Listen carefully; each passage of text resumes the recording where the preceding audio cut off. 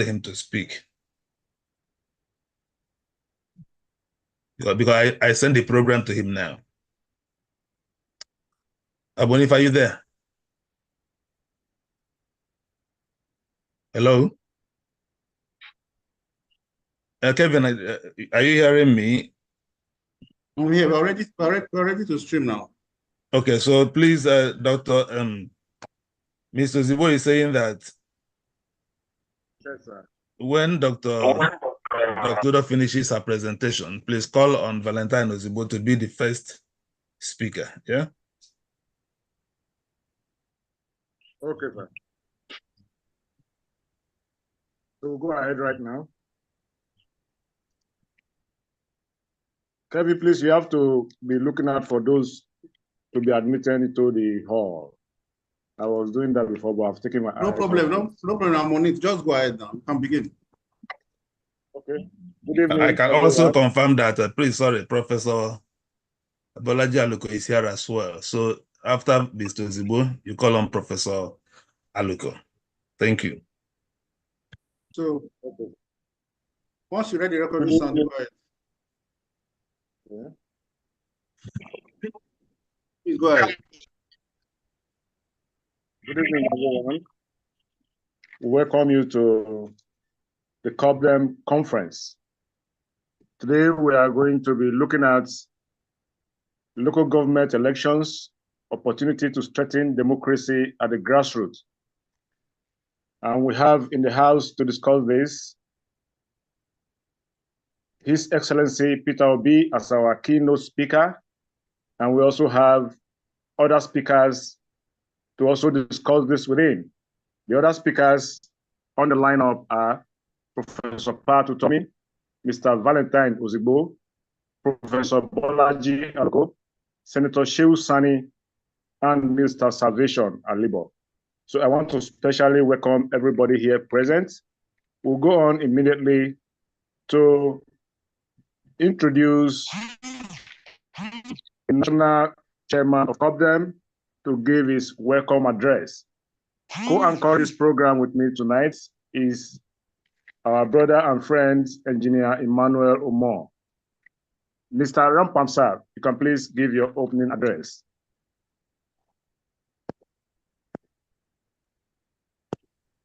Thank you very much, Elder John Agbonifo. It's a pleasure to be here. And permit me to just go straight, and I'll be taking it slow and steady.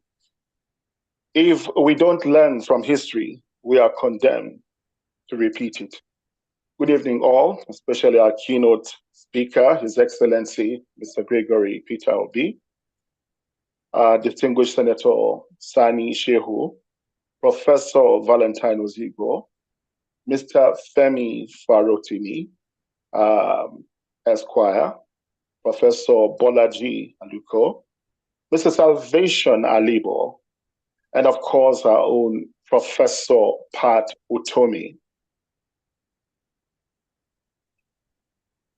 Our invited guests and the entire Govt family, the Board of Trustees here present. Good evening. The Coalition for Protection of Democracy, Govt, was founded about a year ago with the sole aim of defending democracy through all legally available means. You will agree with me that since 1999, Nigeria's democracy has been progressively degenerating, with each administration seemingly worse than the last. Today, corruption and impunity have not only become widespread, but are dangerously accepted as a norm in our Nigerian society. Those in power who have sworn to use our taxes and natural resources responsibly have been overtaken by greed and the thirst for power, to the point that they have become unrecognizable to us. In these 70 years since our independence, we have fallen from being the giants of Africa to possessing one of the weakest currencies in the world. though we have two of them. What a confusion. With bleak prospects for the future, though we have two national anthems, both of them old and new, neither can provide enough hope or inspiration for the masses. Our people struggle to breathe. Sorry, we have been Nepalized, so bear with us for a moment. Our people struggle to breathe in this suffocating environment, an environment where many Nigerians, plagued by insecurity from Ojota to Sambisa, and from Zamfara to Anochia,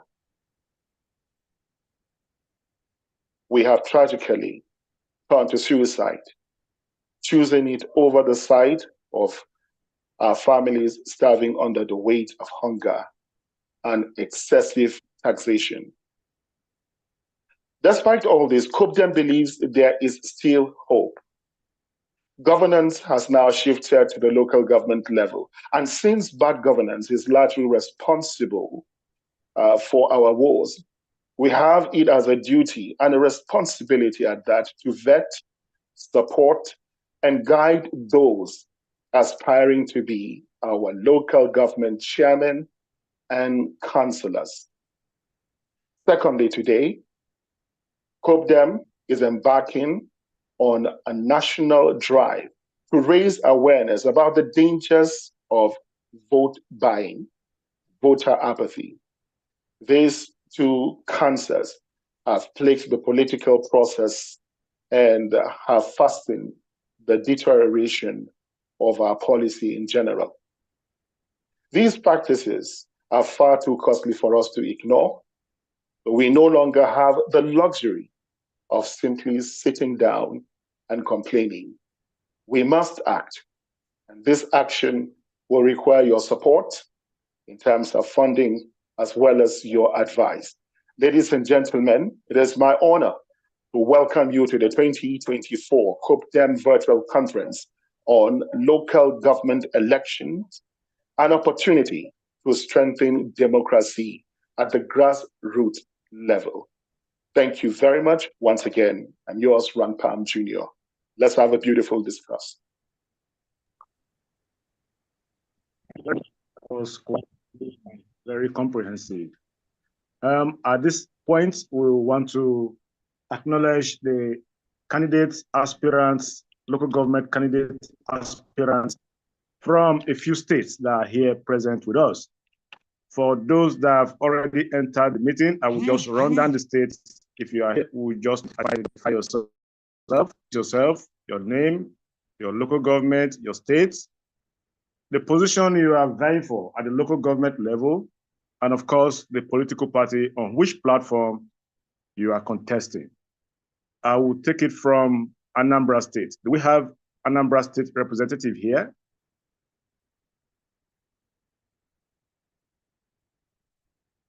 Otherwise, we go to Kaduna State. Do we have Kaduna State present? Akwa Ibom. Sure, Akwa Ibom is present.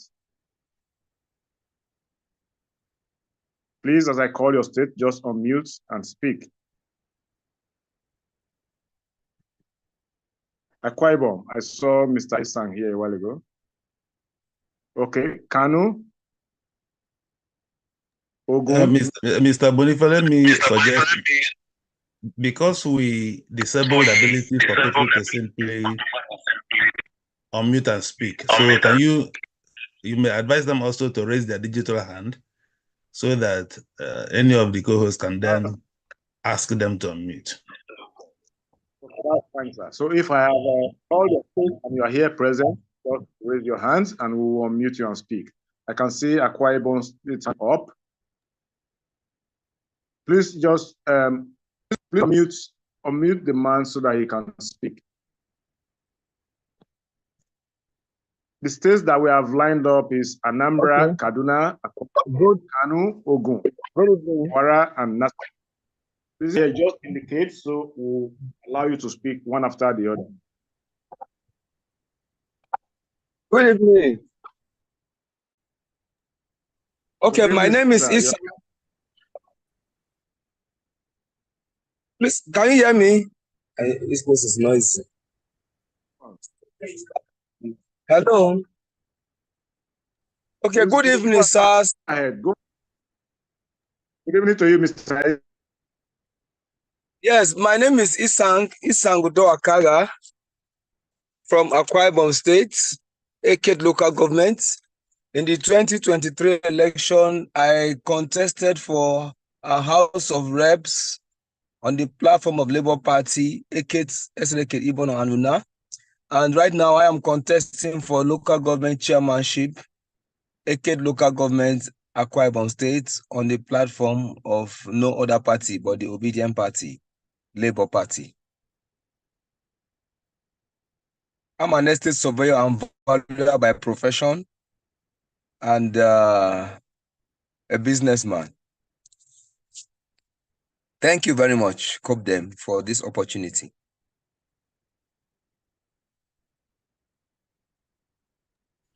I think I don't finish. Yes.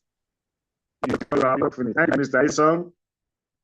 You're right. We got that. Thank you very much. We also allow Udukoya to speak. Please unmute Udukoya so that he can introduce himself.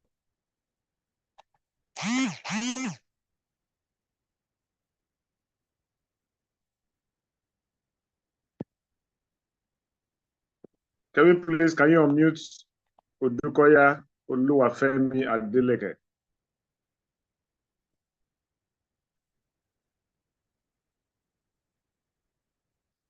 Udukoya, we have asked you to unmute. Please unmute yourself. Mr. Udukoya, please unmute and speak. 2 minutes, please.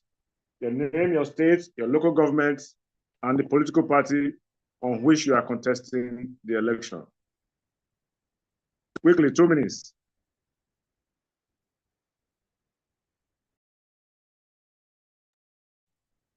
He has dropped his hand. So if we have the other states that have not spoken, Anambra, Kaduna, Kanu, Ogun, Plateau, Kwara, and Nasarawa, please, if you are here present, just indicate by raising up your hand. While we are waiting for them to do that presentation, we'll go straight to item number 4 on the agenda. I want to invite Dr. Cordelia Udo to give us a presentation on ensuring Nigeria gets better during our time. Dr. Cordelia, the mic is yours. Please unmute yourself and give your presentation. It's my great pleasure to be here. Your Excellency, Mr. Peter Obi, Chief Ozigbo, Dr. Utumi, Honorable Chairman of Govt, Barrister Danny Lumba, and distinguished ladies and gentlemen, my name is Dr. Cordelia Udo, an eye physician and surgeon in USA and a philanthropist, both in USA and in Nigeria, a member of the BOT for Govt. In 2022, many of us witnessed an anointed star in the image of Peter Obi arose for the masses of struggling Nigerians to rescue young people of Nigeria to a better country where jobs, food, good health care, better roads, electricity, water, and more will be in abundance. But the evils and the likes of tribalism, religion, corruption, and greed took that dream away. In 2022, hope was born.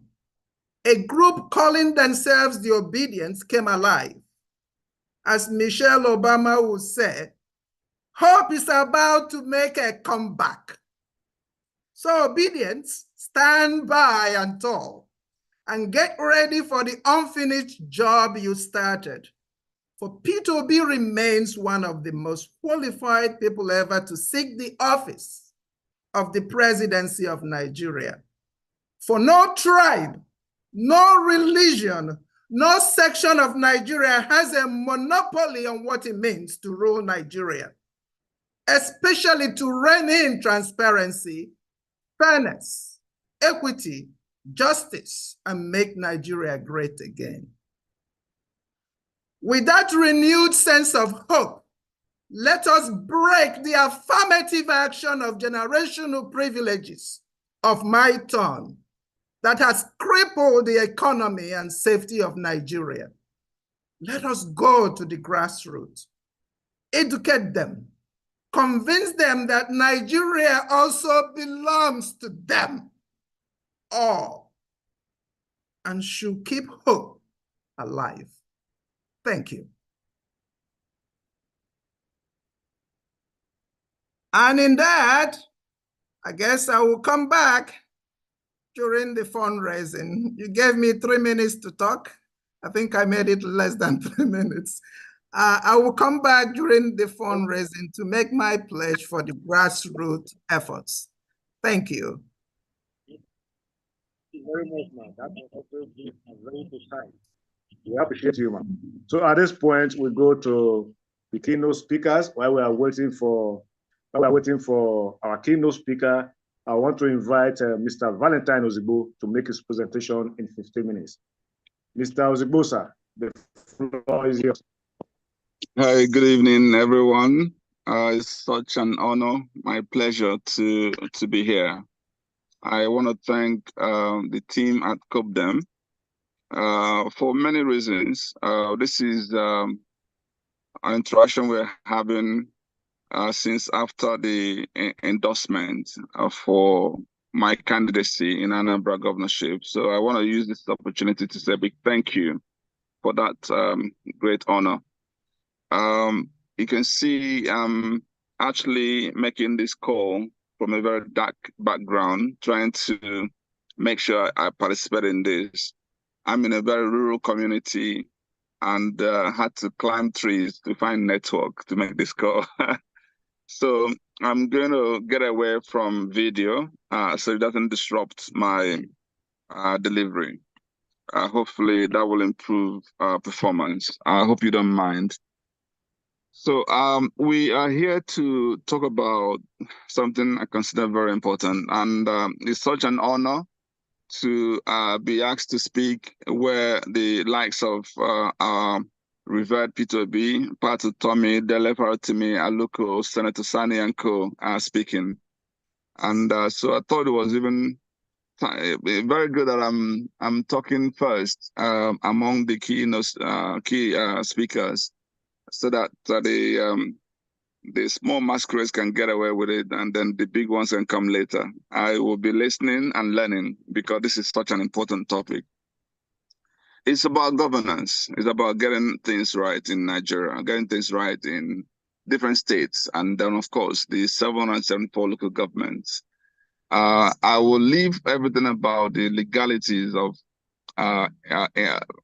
what I can call independent, getting local government done right in Nigeria.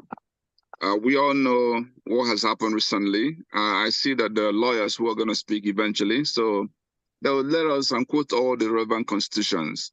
What is important here for me is to deal with the common sense of it, the logic of it. Basically, what we consider the importance of this. How do we get it right? How do we choose the right candidates? How do we make sure we follow the right process? And how do we govern right? At the end of the day, it's all about changing our story for good. Nigeria's story is terrible. And the only way we can change that story, the starting point of changing that story, is political leadership. And it's leadership at the federal, at presidency level. There's also leadership at the state level. And also, even far more important, leadership at the local government. Because every ill that we deal with, whether it's education, healthcare, insecurity, and co, all happen at local government level. At what levels? So this is such an important conversation, particularly given the number of local governments that will be fielding elections in Nigeria that haven't done so earlier. And let's talk about the importance again. We all know that legitimate local government political leadership and administration are very essential for delivering the true dividends of democracy at the grassroots.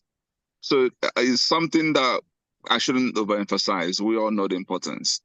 But getting it right is where we have issues. Obviously, our governors in the time past have failed to actually accord this relevance because sometimes for selfish reasons. How do we now get it right now that the Supreme Court has so made it that we have to go through this channel? Getting it right means also choosing the right candidates. It means making sure you feel the right candidate in the right political party. It means following the right process. It also means governing right. Choosing the right candidate is where things must start.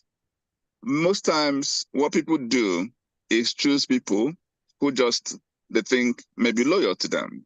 They fail to focus on what is most crucial. Finding people who have the right character, competence, capacity, compassion. If you fail in this task, every other thing you do going forward will fail.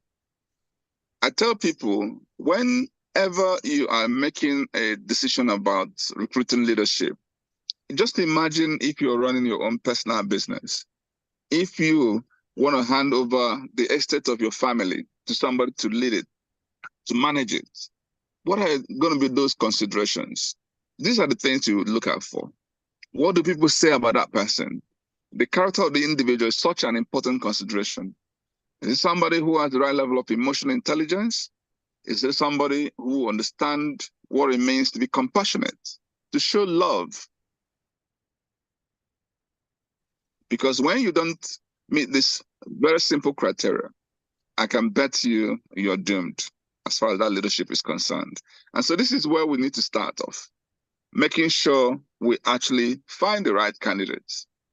And unfortunately, what governors do is just find stooges, people who will just do their bidding and be partner in the theft that they usually engage in. And that's very unfortunate. And then also, it's important that we also go through the right process. Most times, we actually get it wrong from the primary process. Primary process is where we actually should field candidates, select the candidate to be fielded. And that would mean that we have to go through a proper democratic process. Most times, primaries are hijacked because of people's interests, selfish interests, parochial interests. So how do you make sure that the candidate you're about to present is the candidate that the masses would want? There are simple ways, and this is why we need to change the paradigm. And that's why obedient movement is such an important platform, where we can actually decide who any party that will, of course, Labour Party, would field in our own case. But in the case of other parties, let them also try and put their best foot forward. Why this is important is when you don't field the right candidate and force through that candidate, it becomes an imposition. And guess what? You mess up the entire meaning of democracy, which is where people choose their leader and they in turn hold their leaders accountable. Until we get it right at this level, at the state level, at the national level, we're not going to get the issue of governance right. Recruitment of leadership is the starting point of getting it right. So getting the right person, the right party, and the right process is so crucial. We must tick all these boxes, even as we go through the journey. I can bet you what is already happening is a complete aberration. If you come to Anambra, for instance, and see what Governor Soludo is doing, is a complete sham. First and foremost, making sure you frustrate other parties from fielding candidates. So when you were looking for someone from Anambra, I wasn't surprised nobody has spoken yet, because we are hardly fielding any candidate. And we also have issues around. I will talk about Anambra at my conclusion. But I'm saying here that governors usually do this, and this is very sad. They, for whatever reason, feel threatened by getting the right person. But they rather put somebody, they will tie their hands, that will do their bidding. And that's why, in most cases, they don't even organize local government elections now until they are now forced to do so. So these are very crucial. Now, let's even go now to the issue of governance. And that's even the most important, another very important aspect. Governing at the local government level must follow after these recruitment processes. And what I advise governors to do is first to craft the right vision. not just your singular vision, your vision from you alone, a vision you sit down and design with the key stakeholders. Key stakeholders, including those at local government level, including those representing critical institutions, from the churches to the town unions to the market leaders to civil servants, civil society. When you have representative of this, and you design a properly crafted vision for the state, and then eventually when it gets to local government level, you do the same thing. Engage the local governments. We all know the key stakeholders. What do you need that must be done in this local government within this period of time? From the long term to the medium term to the short term. When you draft create this, choreograph this vision, and everybody buys into it, your job therefore becomes a CEO, where you inspire leadership from those at the grassroots level. What CEOs do is, first of all, surround themselves with competent people who, in this case, elected by the people, by the masses, not imposed, and then inspire them into action and actually work with them to deliver on the dividends of democracy and use to drive delivery. If you design a strategy, but I can be more specific. If you go to Onitsha, for instance, which has 2 local governments, Onitsha North and South, and we think that the best strategy, the best vision is to get Onitsha to be a true commercial hub, meaning designing the water system, improving on the broadband technology, looking at even the port system, looking at the road networks, looking at the healthcare and education institutions, but looking at also what the needs of other critical institutions like the churches and co are, and developing this. In turn, you will break it down into what the state would do, what local government would do as defined in the Constitution. And even when you need to come together to align resources and synergize together, you do so. And then you inspire and make sure they deliver this. And one critical element of this is to make sure, number one, you, the governor, you're the right candidate. You have the right level of emotional intelligence, and you're not there to steal. And you also make sure you inform them, check them, and ascertain that they're also not there to steal. Everybody now wants to be local government election because they check the amount of money that will be deployed in very local government, and everybody's running into it because they think that's an avenue to steal money. I hope there are people here in Labour Party will be different. And what I'm expecting is that we go in there and show that indeed the insecurity we've suffered in the past is now done with because we have effective local government administration. The healthcare and educational gaps that we had in the past, whether in the area of quality, relevance, or even affordability, all of these issues are now sorted. So these are the few, what I can call a common sense approach that we can adopt to make sure we get the issue of administration of local government right. There are a couple of other things that I'd like to share, but I don't want to overshoot my time in case there are also any intervention. I'm happy to take some questions. In the case of Anambra State, like I said before, things are not happening rightly here because the governor just wanted to put together a system that will enable him impose people he so wished by even introducing this ANSEC law, amending it, and making a total mess of it, where even the candidates of his own party are coming from very, very ridiculous process, not even through a proper primary process, because he is having an issue at the leadership level with his own party, ABGA. At this point, imagine where the national body has zero input now because he is at loggerhead with the national chairman of ABGA. Unfortunately, he has no option. Now he's trying to field people in 2 different parties, ABGA and Accord, so it's all a mess and frustrating, putting a timeline that made it impossible for others to field. I also am not quite impressed with what we've done so far from the Labour Party end, because on one hand, some people among us are saying we shouldn't field candidates. And I don't agree with that. I have come out publicly to say we should field candidates even while going to court to challenge the obnoxious, clauses within the in the act. So these are the issues I think I want to highlight at this point. And let me know about your time. May God bless you all. Thank you for listening. Very much. We're actually within the given time. You did it very well. That time. So, thank you very much for you and your very educative insights. I also want to call on Professor Bolaji Aloko at this point to give his presentation in 15 minutes. Prof, sir, the mic is yours. Thank you very much for the opportunity to speak here. This is my second time at speaking at COP-DEM event, invited, of course, by Daniel Anambra, who is a longtime friend that I don't believe we have met face-to-face yet, but we've been very good friends over the internet. But I do see here Pat Utomi. Pat, how are you? We've not seen since we were in Bellagio. In Bellagio, yes. Enjoying our time in Bellagio. I want to be sure that you know, all of you know, that my name is Bolaji Aluko.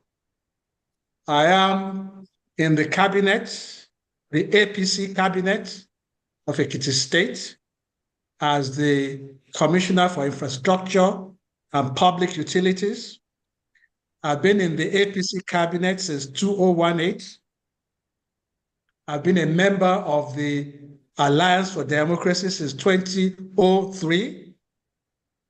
I'm a complete supporter of Asiwaju Bola Tinubu, who is the president of the country. Election has been done and won. I'm very aware that many of you on this forum are Labour Party members, but I am a Nigerian and a Democrat who understands that there will be people who have alternative parties, and they have every right to be unhappy about the results or to prepare for the next results of the next election.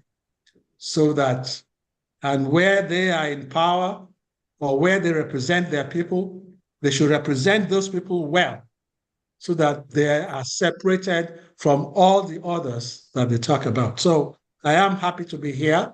I just want those who make contributions to understand that there are other people outside of the Labour Party.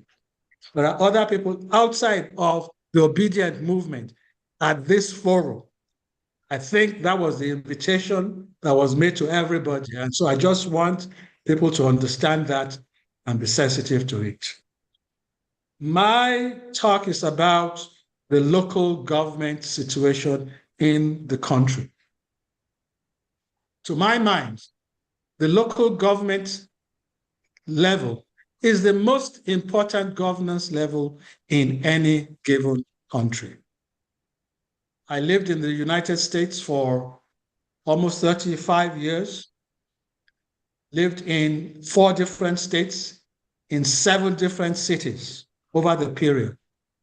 The last place where I lived was in Maryland, and I never went to the capital city of Annapolis, but twice.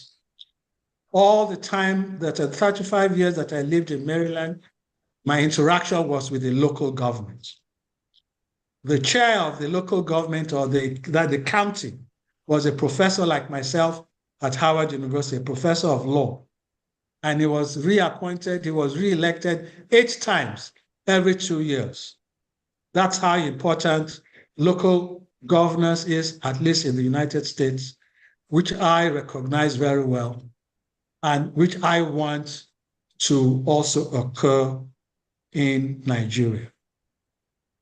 Unfortunately, our 1999 constitution, which is not a popular constitution, which is an outgrowth of decrees of the military, which needs to be changed, has left the local government in a large number of ways to be an orphan of the country. So you have the federal government, very many statutes or many sections in the Constitution well laid out. You have the states, many statutes there well laid out. But outside of the listing of the 768 local governments and the 6 area councils of Abuja, most of the other statutes of the local government have been subsumed under the state, I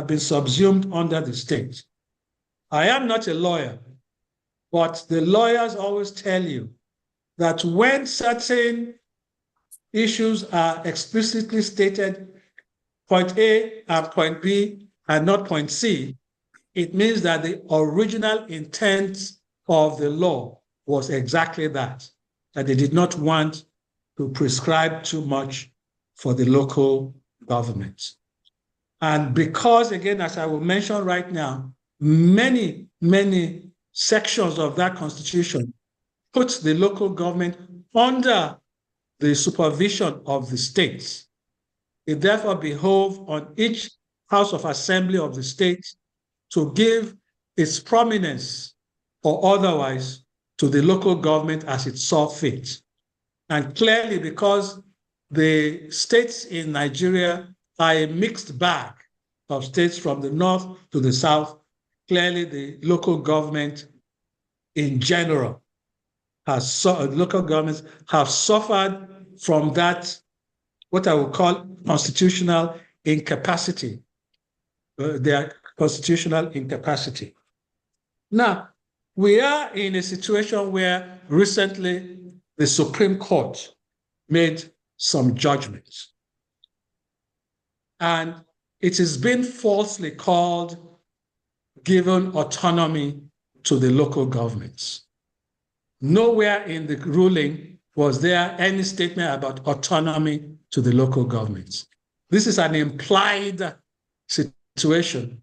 I will just highlight quickly that the Supreme Court ruled that the dissolution of democratically elected local councils and appointment of caretaker committees is illegal. One agrees with that.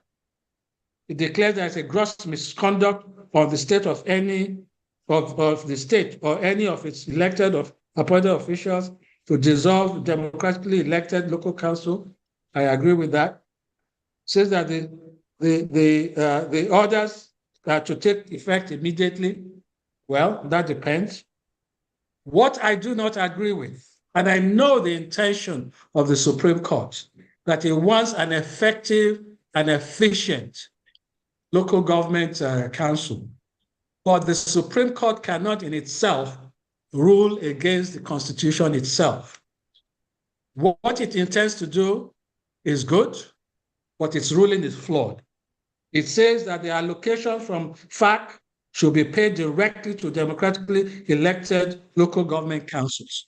That goes against many sections of Section 162 of the Constitution. It says that the state government was expressly prohibited from interfering with the local government allocations in whatever form or manner. That is against the Constitution.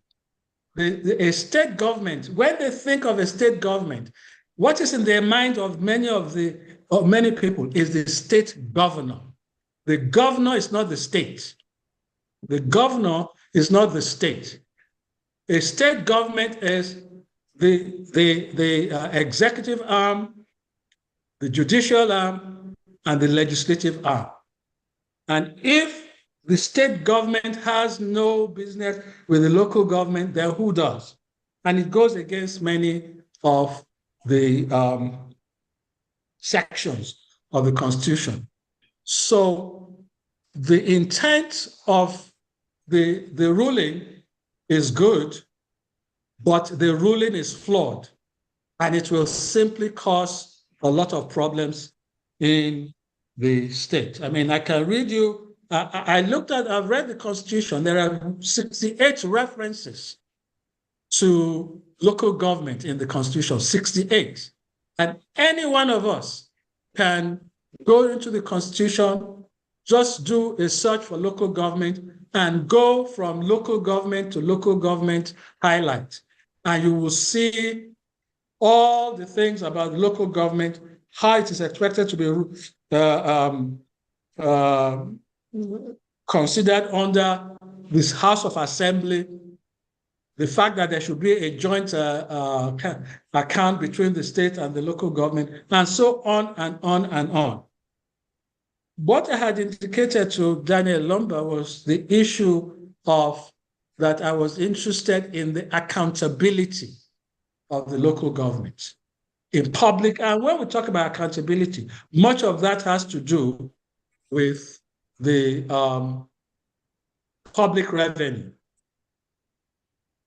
Public revenue. That once they are, how do they get their money? How do they do their budgets? Who ensures that their budget is well done? At the end of each year, who do they account to? These are the things that we should require that the houses of assembly clearly demarcate. What are the divisions of labor between the federal government and the state, between the state and the local government? Those are what we should be looking at, and not try to create a uniquely Nigerian three-tier federal system. The Nigerian federal system should be two-tier, the federal government and the states, and the states should be allowed to ensure that local government exists as required in Section 3(6) of, Section 3(7) of the Constitution, democratically elected and also allocated money from the federal government in a manner in which the states have a say in the matter. I do not know about Anambra State. I do not know about any other state. In my state, I'm not saying that our relationship with the states, with the local government is perfect, but I know we have 16 local governments in my state. And recently we created 22 local council development areas. I was on the committee that set up the 22 local government council development areas. So we have 38 local government areas and council areas, and we know those 22 are what are called inchoate. If this law says that there's money is sent to the local government directly and they are only able to use it, many of the local governments will collapse. Because a number of the local governments are urban local governments, some of the others are what I would call rural local government, and there has been a lot of rural-urban migration. And you have situations where what we will call the urban local government have a lot of people, a lot of schools, a lot of health centers. In fact, some of the rural areas have a lot of kings, or what we call KBSs, who have to be paid for by the local government. Many of them will collapse because the revenue allocation formula is largely based on population and size of the local governments and not on any other sections. They will collapse. But in any case, we have set up, at least in my state, a council, a committee to review the Supreme Court ruling. I'm on that committee. Our attorney generals are all talking to each other. But I believe that out of this will come better accountability of the local governments, but it will not be as ruled by the Supreme Court. Let me stop there, and we'll later on hear any questions from you. Thank you very much. Thank you very much.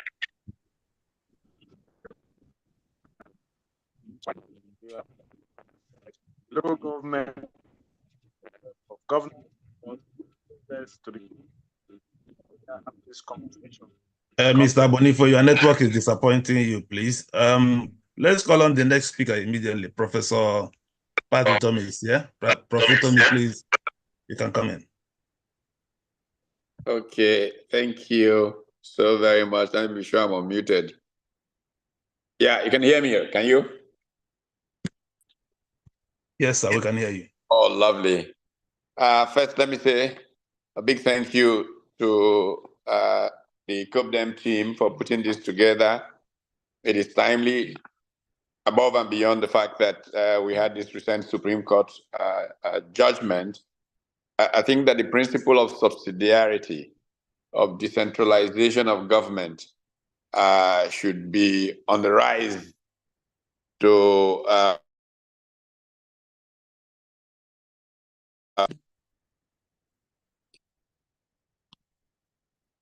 yeah, I hope you can hear me still.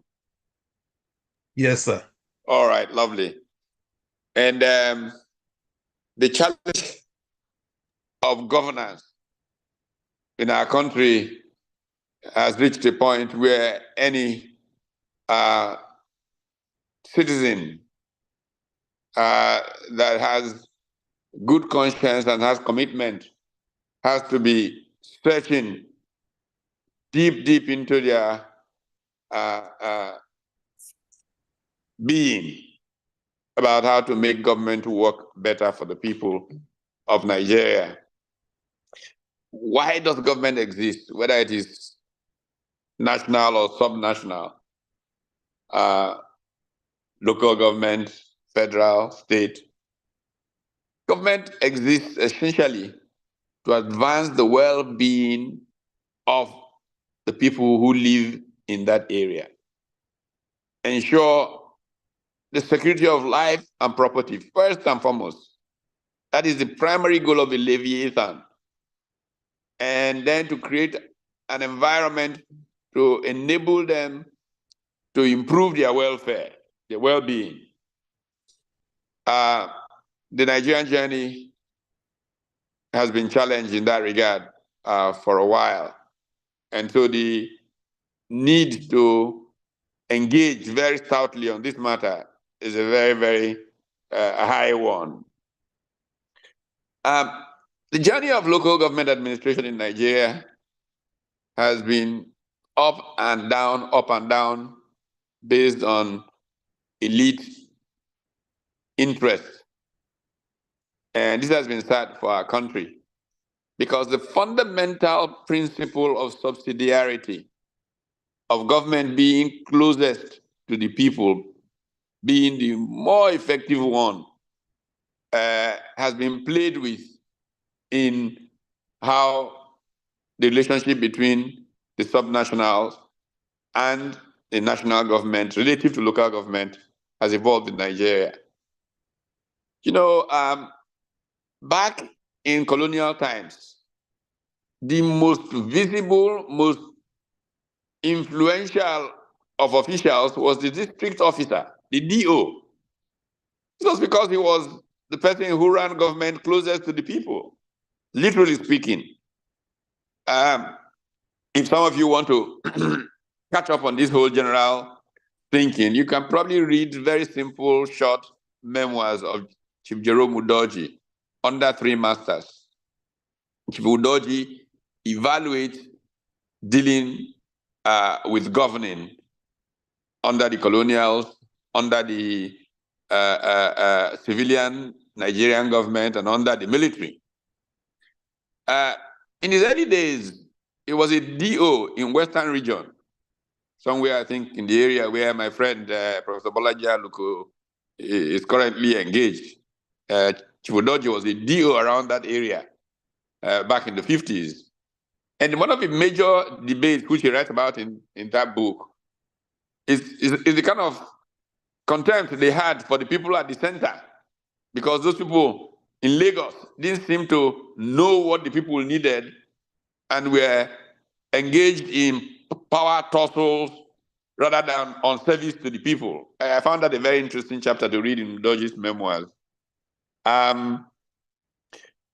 Anyway, from that period when local governments were quite effective in doing many things, we got to a point where under military rule, the so-called prebendal culture, the big man at the center handing out prebends to the colonel at the state subnational level. And then the military trying to find justification to reach the grassroots. The Obasanjo administration in 1976-77 conducted the reforms that led to taking something from some parts of Eastern Europe and from Latin America, I believe it was Brazil, to bring in the local government administration into fiscal federalism, where there were transfers from the from the center to the local government. And part of it was driven because the military were concentrating oil revenues at the center. And so they needed to find how to distribute it, quote unquote, more equitably. But I'll tell you about a couple of things that happened and how it has mangled Nigeria's economy and the effects and lessons we can learn from it. When that law was passed, it meant that 20.9%, I believe it is, of federally shared revenues were going to go to local government.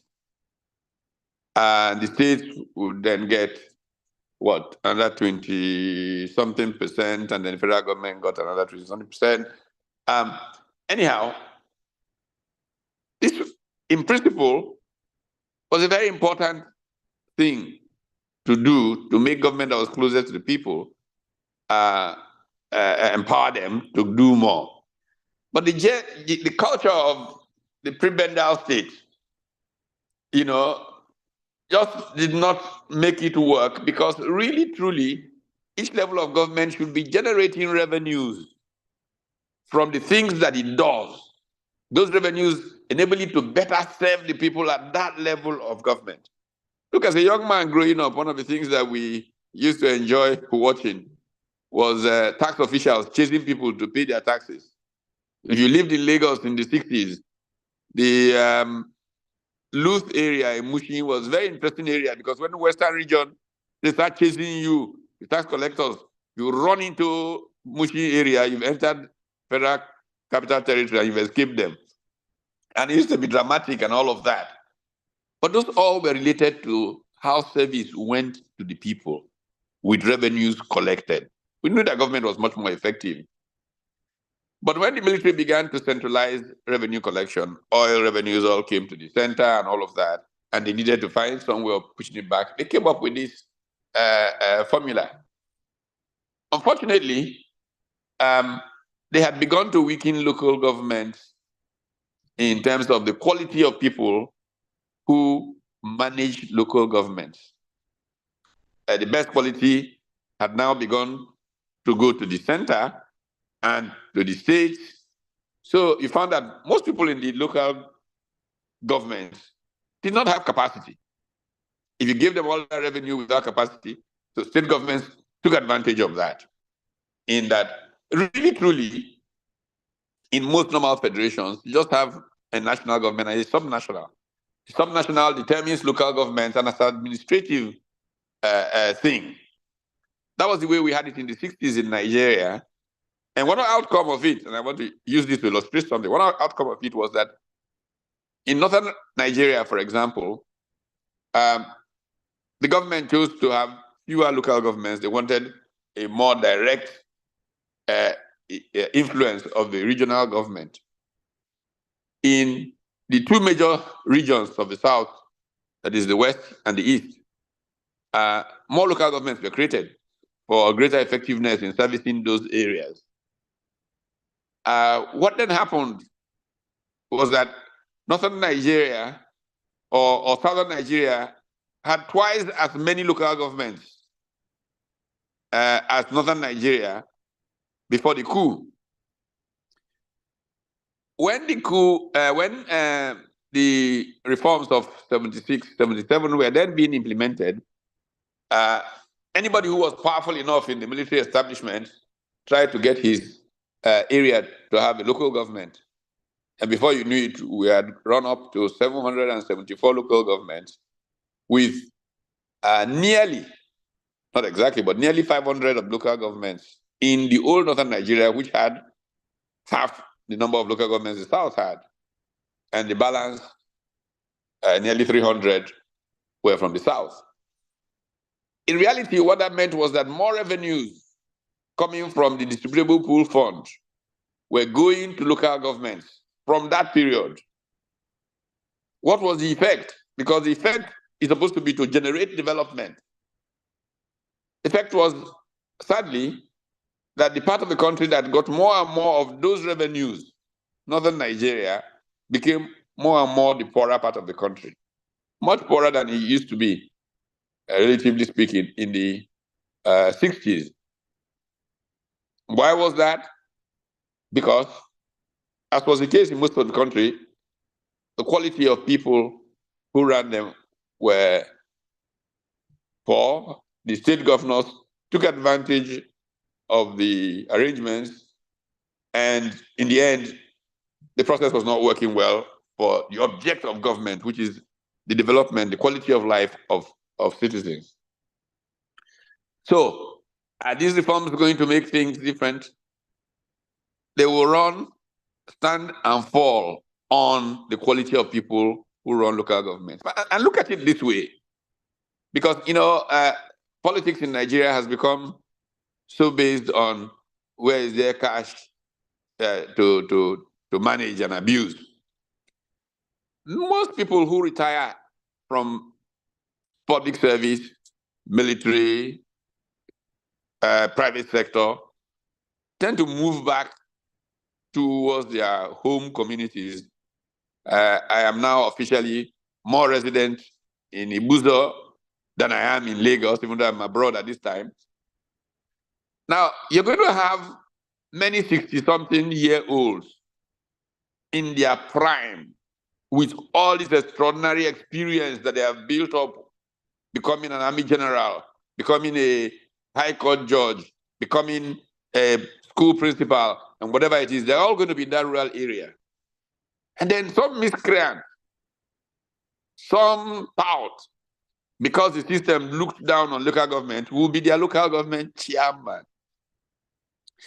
The advantage that local governments actually do have in terms of the kind of people who go there is phenomenal, because you have high quality people that are available who have actually run their lives a race in the main, don't have any major need to abuse the system, and want to improve the quality of that area that they have come to live in. This will be an extraordinary good fortune for governance in Nigeria. But we have to make a deliberate effort. And that deliberate effort has to start with ensuring that the political parties recognize that the way they recruit people and channel them into roles change, so that they take from these generals, from these retired permanent secretaries, from these people, the candidates who go into local government administration. But above and beyond the fact that they are going to recruit into this new local government leadership high quality people, they have to approach government in a tripartite manner. This is something I've been singing about at whatever level of government for years, where the public sector, the private sector, and civil society are literally equal partners and act in a manner of checks and balances.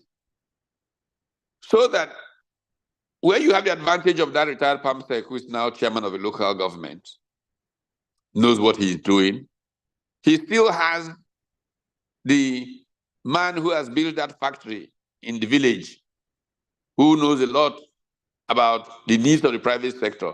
In fact, if we know what we are doing, competitiveness of the private sector will be based on local factor endowments, so that the local schools, if, for example, the businessmen who have come and set up an industrial cluster in this area, take the factor endowment of that area. Let's take Benue State, one of my favorite examples.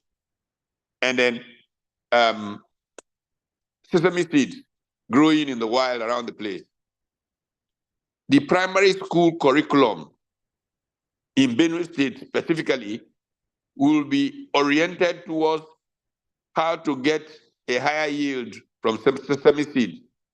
By the time the young person is leaving primary school, he knows how to plant sesame seeds so that he gets yield comparable to anywhere in the world. If you check the yield ratios between Nigeria and other parts of the world, is disgraceful because we don't train, we don't have knowledge. When I was in primary school in northern Nigeria, one of the subjects we used to have was agriculture. We'll go out in the field in our school and, plant groundnuts and how to get, this happened in the early 60s. We lost all of that, so we don't have skills for those things. And so if we then have the local government focusing on education, for example, and ensuring that curriculum fits the enterprise need of that local government, and we have civil society made up of these retired people who are there dying because there is nothing to do, and they formed a club of whatever they are, pensioners, whatever, that come together and say, what is that local government chairman even doing? What's the local government doing? These private sector people who have built these industrial estates around the place, they look, no, this is what you must do. And this tripartite approach to governing will lead to a significant enhancement. Local governments will be competing with one another, who will bring a greater gain of development to their people. This is where you will have grassroots-based development. And they will think of infrastructure that will connect them up to other local governments, from which endowments that exist in those can complement this in industrial production. And the quality of schools will compete along local government lines.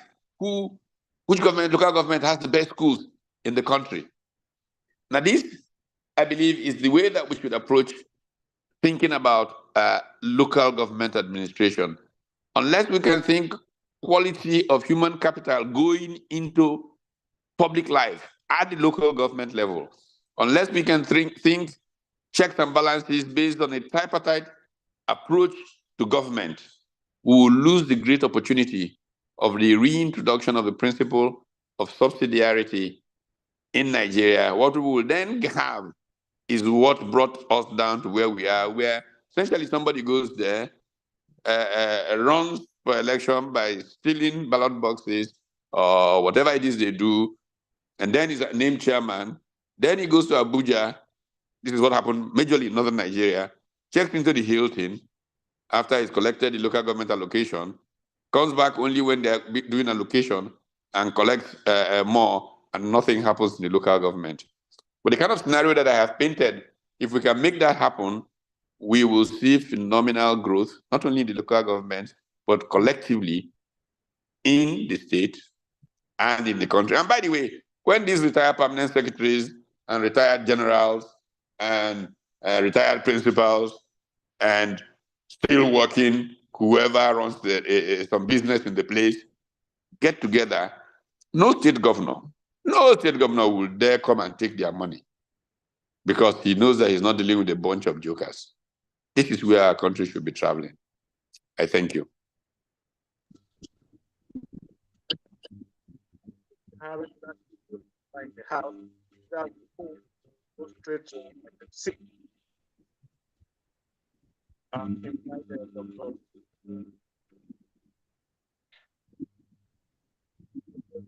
Again, we cannot hear Mr. Bonifo. Please, Mr. Rampam, can you step in?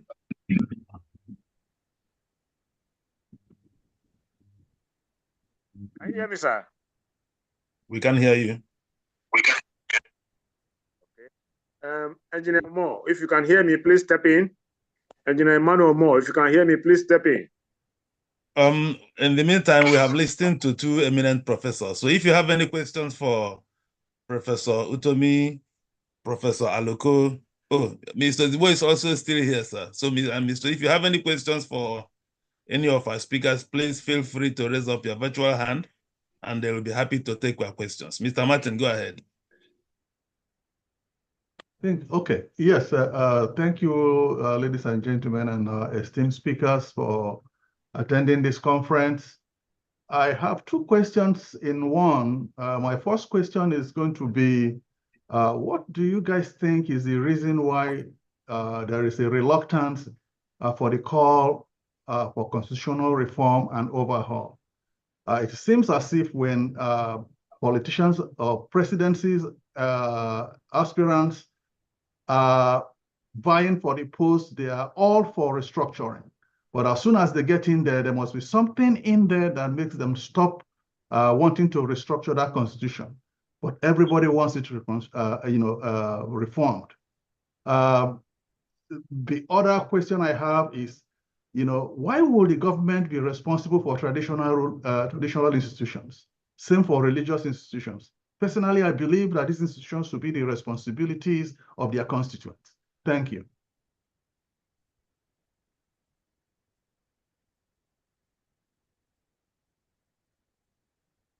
Any of the aspirants, participants, or speakers can take any of these questions, please. Okay. Can I take on one of the questions?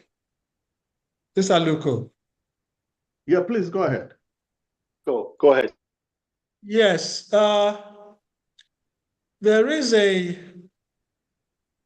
when you talk about the Constitution and those who are on there and who then become either reluctant or they need convincing, let's put it that way. Here you are, you win an election and you swear to a constitution. You have sworn an oath to a constitution. So there is a reluctance to unswear to that constitution. There's no doubt about that. That there's this feeling that, well, I've sworn to this constitution and I'm reluctant to go against it. The other issue is that there are people who actually say, yeah, there are in the constitution provisions to change the constitution so that any other way of changing the constitution outside of what has been stated in the constitution is extra constitutional. It's outside of the constitutional, is unconstitutional. So if, for example, we talk about a referendum to approve a constitution, there is no referendum provision in the constitution. So what we need to be able to do is to convince either the existing members of the Constitution, of the National Assembly, or to make the change of the Constitution such a high issue in the next election that those who are chosen on the basis of the fact that they will go in there and put in a referendum clause that says we should be able to change this constitution and the constitution should be approved by a referendum. That is one of the things I first see. The second issue about traditional rulers. Before I came to this country, to be returned to the country, I was an anti-monarchist. I felt that they were an anachronism, that they will pass away with time, that they were not in consonance with democracy. But in my 6 years in the cabinet, I have found out that our traditional rulers are the actual stabilizers of our country. Because the politicians, as we know them, are not stable. It is these traditional rulers who live among the people, who know their pains, who are there from one government to the other. And sometimes they can actually speak truth to power in a respectful manner, especially their councils. So while I do not want them to be, right now, they are paid from the local government coffers. 5% of local government money must be assigned to the traditional rulers. And that's all. But of course, it's the state that gives them the staff of office. But from there on, it is the local government that pays their salaries. And I think it's a good way to go. And that's my own opinion. Thank you. Oh dear. Oh my goodness. Sorry. Thank you, Professor Pat. Okay, I think Professor Pat, who wanted to make a contribution, has some other things to do. Thank you very much, Professor Loco. Okay, there he is. All there right. he is. Okay. Prof, I just had to run you up have the to mic. open the door. Yeah, thank you. Well, I think first and foremost that the question about why people who shout about change, constitutional change, get to public office and begin to sing a different tune.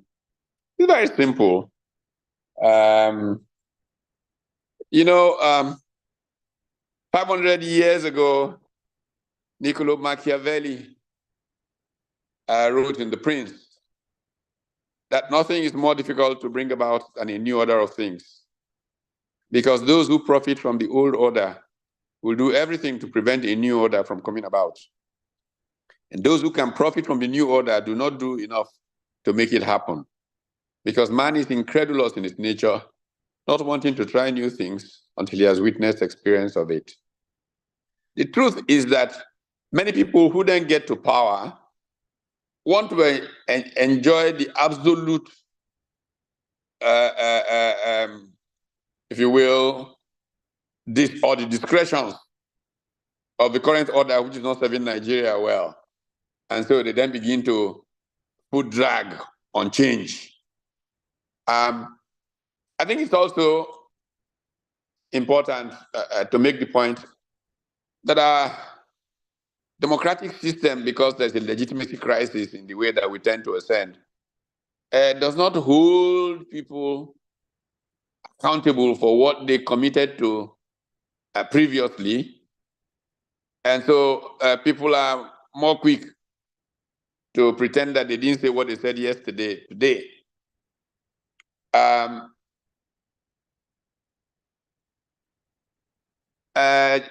Dr. Kayode Fayemi, who, by the way, is on his way here to me, is joining me for a program here in Washington in the next 48 hours, who was governor where Professor Aluko is serving, made some very interesting remarks at the Emeka Obasi first, I think, memorial lecture where he was keynote speaker. His remark was, look, the nature and the style of Nigerian politics has now, from his experience, actually he was responding to a question that was asked by NEB, Eniola Bello, the managing director of this day, I think, about why they say one thing, and then he gets to office, he has been in office, and he couldn't implement those things. And he said, basically, the truth of the matter is that the nature and structure of Nigerian politics is that no politician can now save Nigeria. The people have to save themselves. They have to take their government. It was a profound statement that Kayode Fayemi made at that lecture, and it is true. The truth is that the nature, just think of it. Most of them invest a fortune trying to become whatever it is, local government chairman, governor, this. Their debt collectors are waiting. The people that they have to appoint are people that they are appointing to meet some obligations, not people who have any particular interest in transforming lives and all of that. So it has to take a people's movement to say, no, we don't accept that this is the way our country should be, our local government should be. And this is what will bring the change about. I fully believe that this is the reason that people tend to say, oh, we won't, we don't like this, then we get there, and then they do something else. The second question was about traditional rulers, and I completely agree with Bolaji on this matter. By the way, if you pay any serious attention, the quality of traditional rulers in Nigeria is now by far higher than the quality of the politicians. Just go to the villages and wherever. Traditional ruler is a retired general, a retired professor, a retired PAMSEC. Just check anywhere in the country, from north to south. Compare them to the politicians who run around there, who are by far inferior.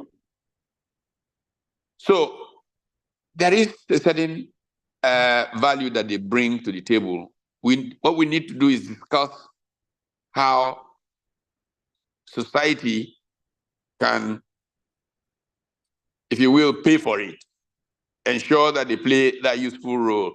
It's a joke that comes to my head about, you know, in the First Republic, we had a House of Chiefs. That was more or less our upper house. Traditional rulers were in the House of Chiefs. And then we abolished it by the time military finished. And Frank Olize was reporting for NTA News back in 1983.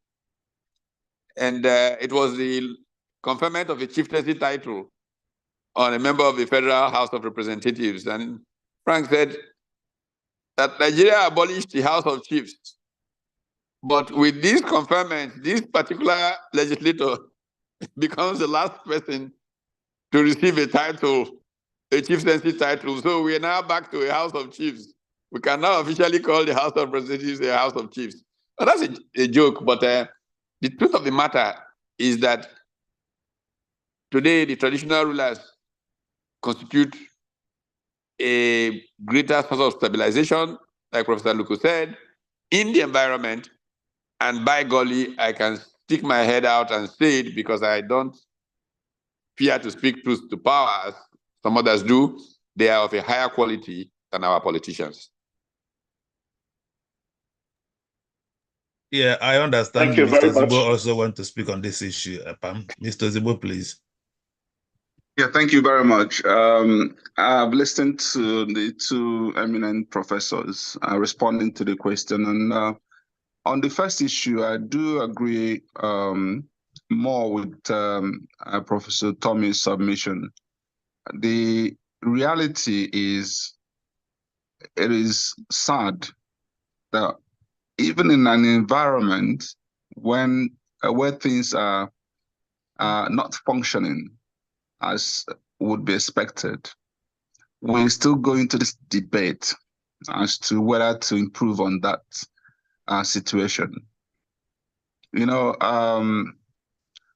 in the private sector where I spent decades, even when you are topmost, you're at your best, you are managing a company that's performing better than the competitors, we're always in the boardroom brainstorming on how to improve, because we know staying at top usually is very difficult, more difficult than even getting there. So how much more where things are so bad, where we're terrible in terms of the indices, from the macro to the micro, and we still debate whether to restructure, improve our constitution, and it's unfortunate. So the answer to why things usually remain the way they are, and people campaign and they get in there, it's the same reason we've always complained. It's a combination of stupidity, selfishness, nepotism, and outright, being, tribal. If I go by that, I read the recent article that Professor Tommy also wrote in this regard, how the Greeks classified people. So when we get in there, we just mind our pockets and pockets of our cronies. And this is why we don't even make the effort. How much more succeed in the effort? We have to, I said this every day, and anytime I have opportunity to speak on this, we should consider improving and changing our constitution almost on a yearly basis, as long as it's about improving it and making sure it works better and better for the Nigerian people. So there's nothing else to say. I know the difficulty getting the constitutional requirements of both at the National Assembly and the involvement of the states as well. But if we actually go through the journey in a right manner and we are bringing about changes that will, do justice to the Nigerian people, I can tell you that we will succeed eventually. There's some distraction here. Can somebody mute the other person speaking? Now, on the other issue about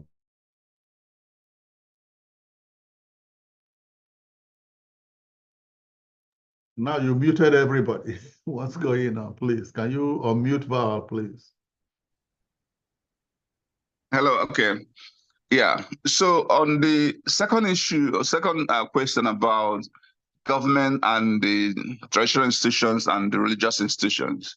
Again, I agree with both speakers in this regard. They do have values to add.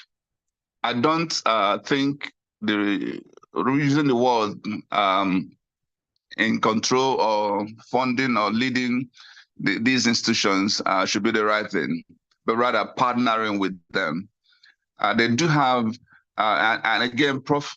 Tommy spoke about the tripartite relationship between the government, the private sector, and the civil society.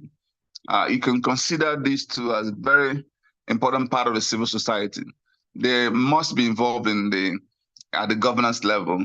And if I even go with Anambra example, if His Excellency Peter B is here, he will tell you what he did working with these institutions in curbing the issue of insecurity and raising the quality of education in Anambra State. If, for instance, you can't even, you see that the civil servants are not delivering, for instance, and you see that the religious institutions, I mean, look at the education institutions managed by these bodies, they outperform most of the other ones. So as long as you're intent on improving quality, as long as you're working with the people and institutions within that, you can partner with them to achieve the collective, good that we're deserving. So I think that it is in finding the right mix, right balance to ensure that to bring in these key stakeholders in administration, both at the local government and beyond. And of course, recognizing the power of private sector. Thank you. Thank you very much, Dr. Valo Zibo, for that contribution. Please, Kevin, can you help me check through? We have over 130, so please help me check through if some of our speakers have arrived. Mr. Femi Falana Esquire, Mr. Salvation Alibo, and the Honorable Senator, Distinguished Senator Sani Shehu. In the meantime, Dr. Moses Anungo, I can see your hand up. Please feel free to unmute and make your contribution or question. Dr. Moses.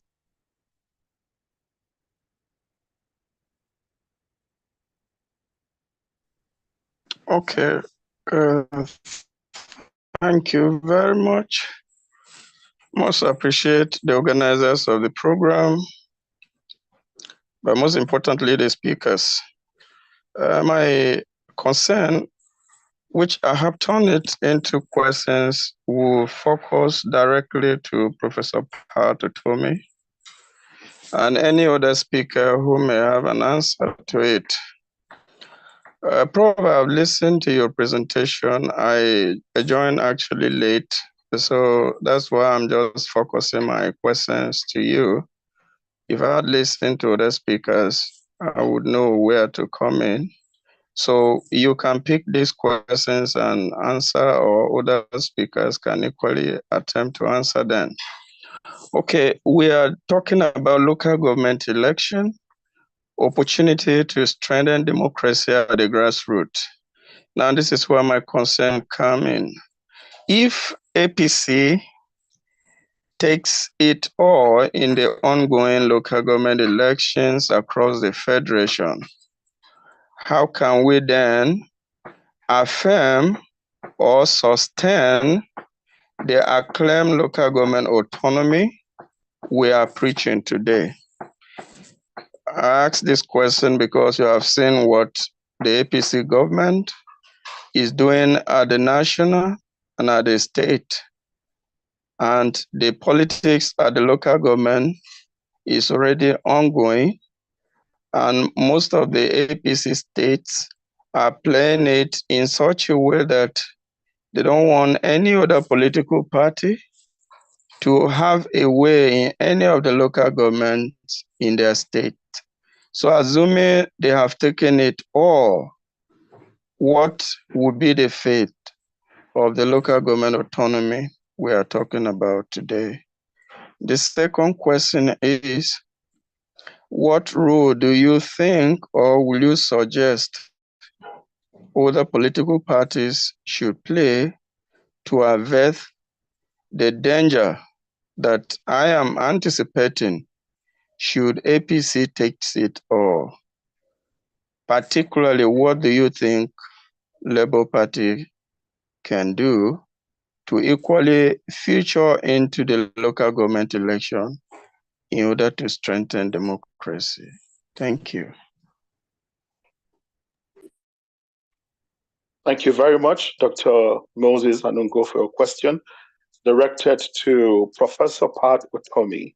Let me quickly say here that COPDEM is apolitical, and members of COPDEM are from different political parties. So thank you for the question. Professor Pat, the question is directed to you, sir. Thank you. I'll answer very quickly, and I have to leave to another meeting.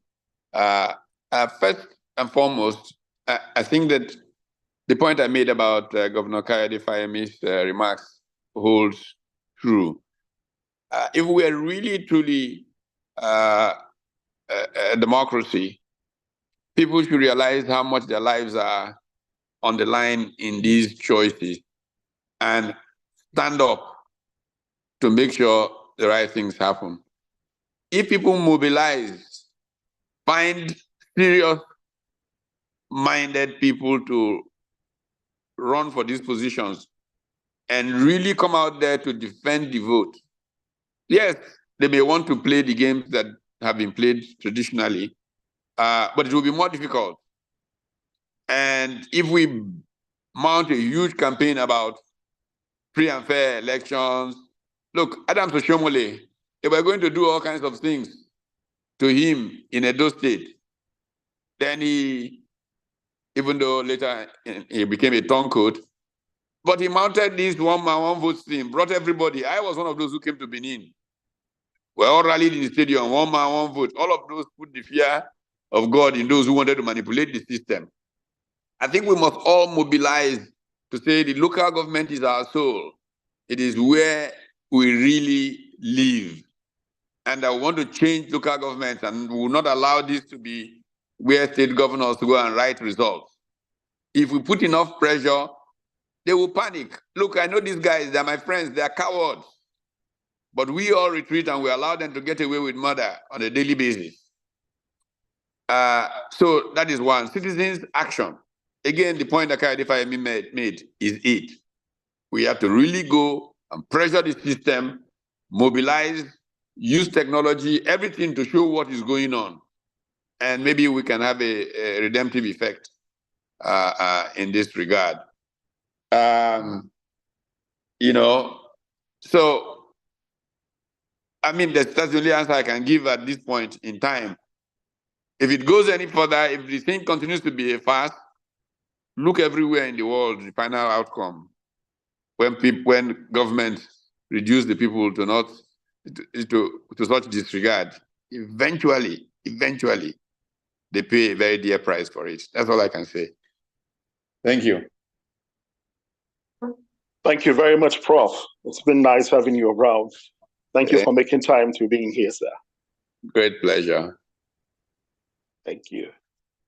I don't know if any of our panelists would want to contribute or have their own say, make additions to what Professor said.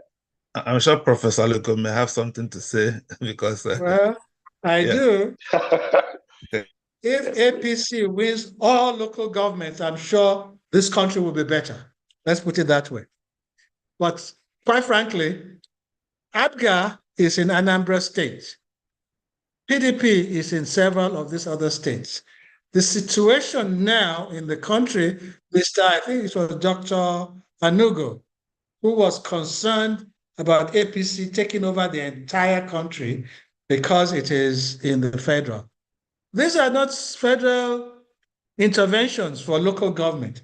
These are state interventions.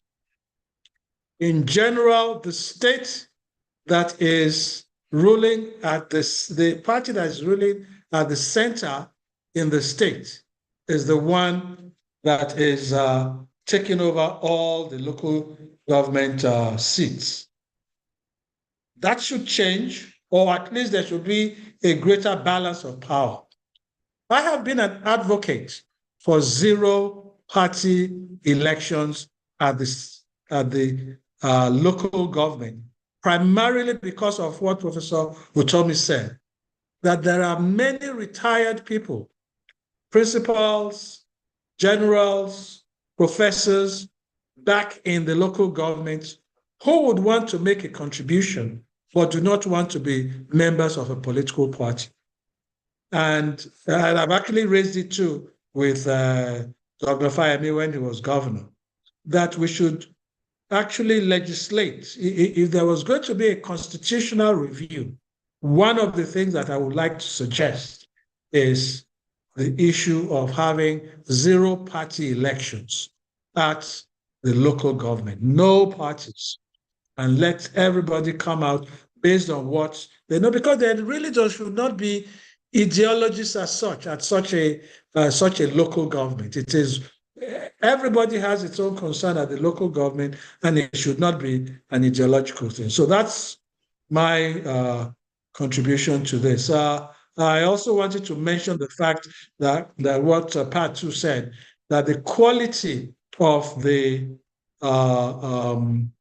traditional rulers. In my state, for example, virtually all the traditional rulers, I have ambassadors, former captains of industry, they just go back home and become KBACs, and they articulate well, they relate with the people, and I am impressed by them, and we must find a way of, but they still do not wish to have rudeness from the chairman of the local government. So they try as much as possible not to interfere too much with the local government. They complain behind, but I think that we must find a way of ensuring that they have better influence at the local government level. I too will have to run soon. It's 8:30 now, and I will have to run soon, if you don't mind. I'll just take one more question and then I'll leave later on. Thank you very much, Professor. I really would love to have you around. And the floor is still open for questions. Please, if you're just joining us, you are on to the COPDEM conference on local government elections, an opportunity to strengthen democracy at the grassroots.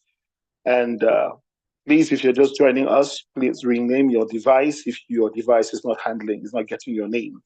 So let's move over to the hands here. If you can call Ken, please. Ken Agolo. Ken. Oh, yes. Okay, I can see Ken. Ken Agolo, please, the mic is yours. Yeah, thank you. Thank you, everybody. Can you guys hear me? Loud and clear. Okay, clear. Yeah, I sent something in the chat because what we are talking about local government election. And all of you know that with the current system in the local government election, there's no sitting governor will ever allow an opposition candidate to be a chairman or councillor of the local government. We know that. You check what we have in Edo, check what we have in Delta, are you gonna check what we're gonna have in Anambra? And I'm glad Valentine already said the problem they have, even the Labour Party is just considering whether they're gonna participate or not. This is because the nomination and overall conduction of local government election as of today is in the hands of the sitting governor. We know that. So we can speak any grammar we want to speak here today. That will not change until we fight for the INEC to conduct local government election. This will free up resources from the state government and also curtail their overwhelming power in the conduct of local government election. That's what we should be fighting. Everybody knows that government to the root is better. But how can that be possible? Those governors will get their people. We're talking about giving money direct to the local. They go over there and take that money. All those governors, all those local government chairmen, this is their politics. They will sign off and give them back the money. And it became business as usual. So we should be fighting for this. Let INEC conduct local government election. Just like parties will say their nominees direct to the INEC, not to the government. As we are having problem here with the Anambra state. That is one. The second, the law of the land today by the Supreme Court ruling that INEC are not required to transmit results from the polling units. They're not required. You can speak grammar from here to today. They will do that. And they know very well, APC government will make sure they start with states. So what are we fighting? We fight for the mandatory transmission of election results from the polling unit to the IRAC and penalties for whoever refused to do that. Okay, so those are the two basic issues. You're talking about changing the constitution or all those stuff, but these are the two we can do. And this organization can partner with other organizations and with the so-called Labour Party legislators who are just like the same with these people, APC and PDP, because this is for their own benefit. It's for their own benefit. So that there will be mandatory transmission of election results from the polling units. Those are the two issues I want to raise. And I beg this organization to tackle these two issues. Thank you. Thank you very much for the contribution. I don't know if Professor Bolaji is I'll just respond to this one and leave. The first idea is a bad idea. To have INEC conduct elections of local government is a very bad idea. First, it makes the country a unitary country. We are two-tier federation, the federal and the state, and then the state and the local government. There should be a SEC, a State Electoral Commission. That's in the Constitution. Of course, you have to change the Constitution for that to occur. But I find it very strange that when you say the governor's SEC has an overriding power at the state, why do you think that the president of the country cannot have an overriding power of INEC and ensure that all local government elections belong to the one at the federal government? Yes, I'm a member of APC. If SEC If INEC becomes the one that also conducts a local government election and it wants to use a heavy hand, then all local governments will become APC chairman. But then when it becomes ABGA or Labour, then I will face the consequences. I prefer the states to have their local governments, to have their CX. Let each party within each state fight to ensure that its candidates are part of the process. It is easier for each state to tackle its CX than for them to tackle the federal government, INEC. Okay. The other issue about transmission, I support that. Mandatory support, mandatory transmission of elections. But I will tell you that there will be no Supreme Court who says because the elections are not, certain elections are not transmitted, therefore that invalidates what could be correct results. Okay? No, I do not see any Supreme Court that will say yes, even if it is mandated. The fact that you mandate a transmission when there are other backups for the results does not mean that the result that were counted is invalid. It is the invalidity that we should be talking about. It is the fact that the alternative results held by agents of the party, all party agents must ensure that they have the results at the polling units, such that when they come before a court, they can tender those results. It is nice to have results to be mandatorily transmitted. That will never ensure that because they are not mandatorily transmitted, therefore the actual results are not correct. Mandatory transmission gives confidence. Mandatory results allows the people not at the site to be able to do their own check. But the best check are the agents at the site and their ability to present the results that were reported at the site. That is what we should concentrate on. I support mandatory results, but more importantly, agents, the parties must present their own agents and ensure that they have certified copies of the result. If you do not have certified copies of the result, forget it before a court. Thank you. Thank you very much, Professor Maloko. Can I step in here? Please, Your Excellency Val, the floor is yours. Thank you. On the two issues that were raised by my brother here, this is actually the most fundamental thing we're discussing here tonight.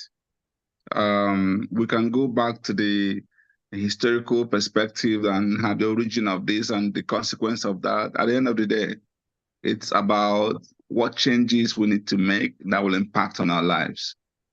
And the first issue around who to conduct the election, I see a case of, we call it two knives in Ogina's family. One that is sharp has no head. The one that has head is not sharp. So is that a frustration that people, when we see what is already happening at the state level, you see that it's almost impossible to get it right in terms of the process. And in fact, it democratizes impunity, because instead of now one INEC doing something wrong, we'll have 36 INECs doing things that are wrong. Once the INEC now, not INEC, ASIAC, the state level, doing stuff that are criminal in nature. And at the end of the day, find out the second comment he made will actually address this first point if we get it right, issue of transmission, and I'll come to that. So in the circumstance, it's actually better for INEC to conduct, because they will find it difficult to be able to go through this wrong, erroneous, criminal process in all the 774 local governments. They will try to do something as decent as possible because they are less connected. It's not such an interested party. Besides one or two areas where they may want to manipulate, you find that the veracity, the efficacy of the process may be more potent when it comes to the issue of the INEC as a central body. That's not the ideal thing. Under normal circumstances, it should be the State Electoral Commission doing it. But because we've seen the consequence, now that brings us to this issue of, transmission. I'm really surprised to hear that a Supreme Court will not be able to do the right thing of actually saying, uphold what is already in the Electoral Act. It's mandatory. It's criminal not to transmit. How can anybody say agent, whatever? Once agents at the polling unit sign off on the results, then you have to transmit. In fact, let me say this. I'm actually looking for how we can make both INEC and SEC useless in the process, where they are not able to influence, manipulate, and affect the results at the ground. And that's even when we can institute properly, fully and totally electronic voting. This collation center is the epicenter of criminality. If you vote at the polling units, the BVAS is there to make sure you are accredited and you cast your vote. I don't see why that vote should actually just go. We shouldn't go straight to the collation at the state level or the national level. If it's the governorship, for instance, or if it's a presidency in the case of national. So what it means here is that you don't have to go to the ward, go to the local government, all these centers of collation. That's where the impunity happens. Once you have voted, and with this, we can actually get diaspora to be able to vote. We can actually just make sure we are able to push for people to be in their home. In Anambra election, for instance, so you see the amount of waste that we actually get involved with because we don't do the right thing. In Anambra 2021, 34,000 policemen were deployed. Guess what? Maybe only 10,000 were even deployed. The other 24,000 for theft of money. And then when they announced all the deployment, if you have all this number of police coming to do what? But if we have our telephone and we have the right technology, well tested, not the one that INEC will come tomorrow and switch off and order, well tested, that will allow checks and balance so that even the candidates have the ability to query in a very logical form what has happened. And we leverage blockchain technology and we do such that nobody can vote more than once. If we develop such a solution, then you can vote at the local level and it goes straight and the results are called. And with this, your telephone can become your house becomes your polling unit, by the way. So that in 1 hour, the entire nation can vote. I don't see why this can be done. And if we do this, some people will question, okay, how about the places where there are no Wi-Fi? We can spend money. We can thank God for Elon Musk. We can make sure everybody can just focus on making sure there's enough bandwidth. And you have the number of people who have always voted in the past. My point here is that we need to get things right. And I will go back to the last question before this one, when he mentioned APC taking. When people keep blaming others and not assuming responsibility, it hurts me. What are you doing when the APC is about to take it? Are you going to fold your hands and just come to complain here? What are you going to do? Are you going to step out? Are you going to mobilize people and say, no, enough of this nonsense? No, we're not going to do that because, again, we're either selfish, we're nepotic, and myself inclusive, I'm not excluding myself. Nigerians are so docile sometimes until we're able to say enough is enough. This whole nonsense will continue. Thank you. Mr. Speaker, Mr. Moderator, I just wanted to make a correction between transmission of results as in the last election and electronic voting. I support electronic voting. I support a situation where immediately you vote, your votes are transmitted. That is different from transmitting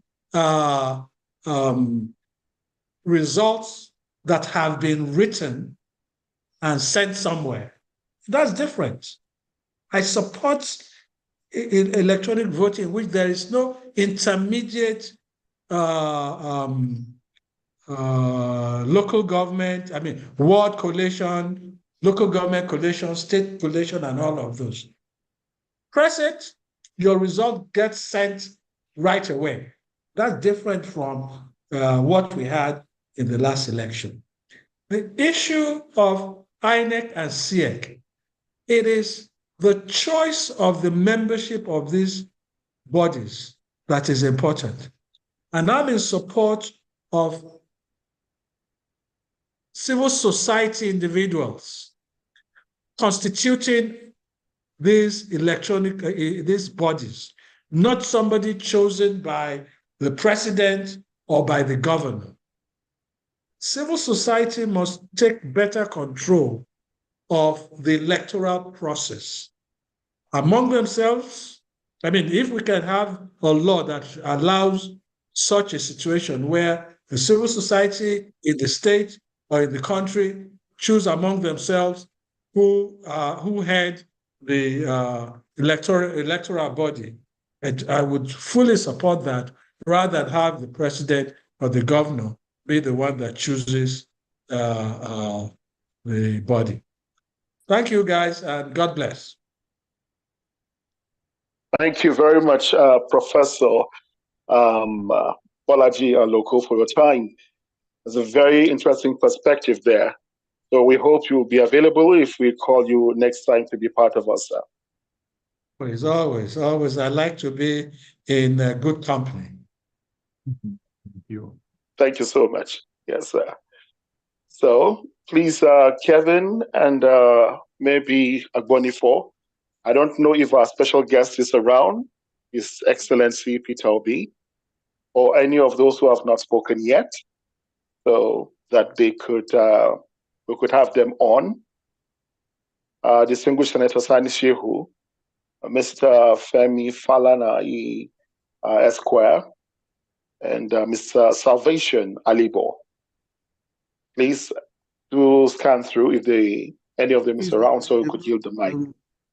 I cannot spot them. Your boy can go ahead, but so far I can't spot them yet.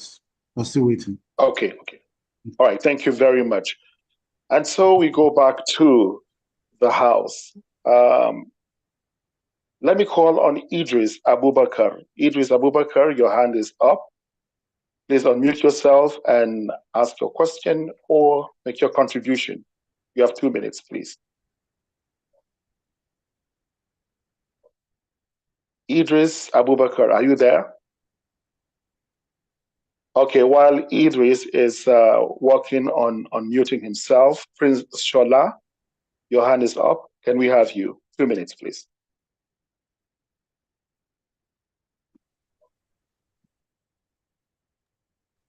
Thank you very much, sir, for the opportunity to speak. I would like to appreciate the organizers of this conference and, of course, the panelists and the participants. Local government elections, opportunity to strengthen democracy at the grassroots.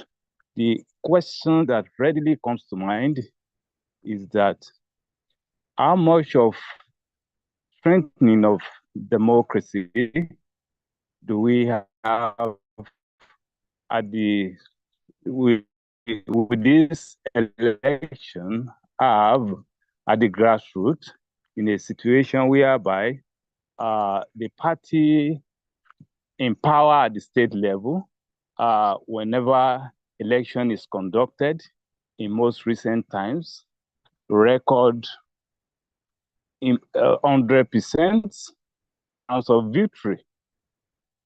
It seems to be magical to most observers. So in this wise, it appears that the will the choice of the electorate is not allowed to count in terms of choosing their representatives. And once this takes place, I dare say that democracy is not at play. So I would like our panelists to address this. And this is this is the reason why a debate as regards the State Electoral Commission should be, set aside or disallowed, from conducting local government elections, while the National Assembly is currently considering either setting, up a different electoral body to manage this or assign this responsibility to a INEC because of some of these irregularities being witnessed in recent times. So I would like. Okay. Thank you. I yield the mic. Yeah, please, Shola, your network was breaking a bit when you asked. Can you just make it in one sentence? The question precise. We've gotten the example. So, what is the question precisely now? Okay. The question I ask is that we desire democracy. I mean, the will of the people in terms of choice making in elections to be at play at the local government. And what we do, witness oftentimes is that the party in power, almost take the day. So going forward, how do we, ensure that at this level, the democracy with so much desire to take place, to be strengthened, takes effect? Okay, thank you. Thank you very much. I guess it has been one of the things that has been addressed partially, but I don't know if Val Ozigbo would like to comment on that briefly. Yes, thank you. How do we ensure the will of the people? Yeah, we've discussed this here already, and I alluded to this when I made my remarks. To get things right, when I say right, 360 degrees, you need to start off first with the political parties fielding the right candidates who meet the requirement, who have the experience, who have the right moral character, who have the right personality, who are compassionate, who understands what to do on the job. If you are interviewing somebody for a role, for a job, person has to meet those key criteria before you're able to hire the person. The same way, when we are recruiting people in public office, in fact, it's even more important that we get it right, because this is now everybody's company, not just your own personal company. So that's the starting point of it. And then we need to make sure that the right processes are in place. And so the umpires, the actors, must be able to do the needful. And when they don't, that's when you bring in the citizens' power. So we should stop whining. These things are happening because we get away with murder in Nigeria. They will do this. Is it not the same like in the case of the SIEC? Who are there? Who are there? Do they not come from communities? What are the people from the community saying to him? When you do the wrong and you're ostracized, next time you're not going to see somebody do the wrong. People get away with nonsense because we're such a docile set of people. I'm saying this to myself as well. We need to wake up and should be able to say enough of this nonsense until we rise up. Because what happens in this country cannot happen even in neighboring countries like Senegal or Egypt and co. No, it can't happen. So until we're able to understand our citizens' power and be active citizens and be selfless about this, because nobody wants to die, nobody wants to be arrested, nobody wants to, things just keep happening and happening. Of course, they'll keep happening. So until we're able to say enough of this, things won't stop. We need to hold people accountable, hold judges accountable, hold INEC accountable, hold SIEC accountable, hold policemen and co accountable. hold governors and presidents accountable. Until we do this, sorry, whatever you get, you take. Thank you. Thank you very much for that response. Okay, let's go back to the House. We have Mazi Okoye. Your hand is up. Please unmute yourself and ask your question or contribution.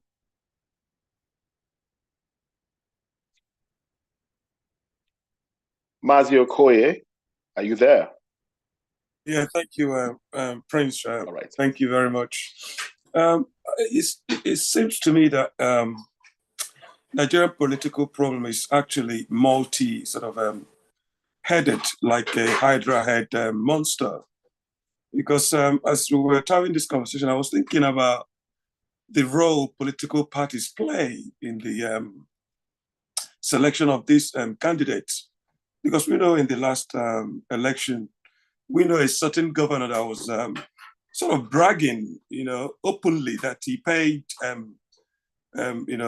registration fee for everybody in the state to be able to get them into places. When you have such impunity, openly being practiced by politicians, what are you going to do? Where a governor, for example, in Anambra State, where I come from, Soludikan chose to pay for all the local government chairman registration. And when they get voted, they get into power, they're definitely going to be beholden to the governor. And we know of cases where,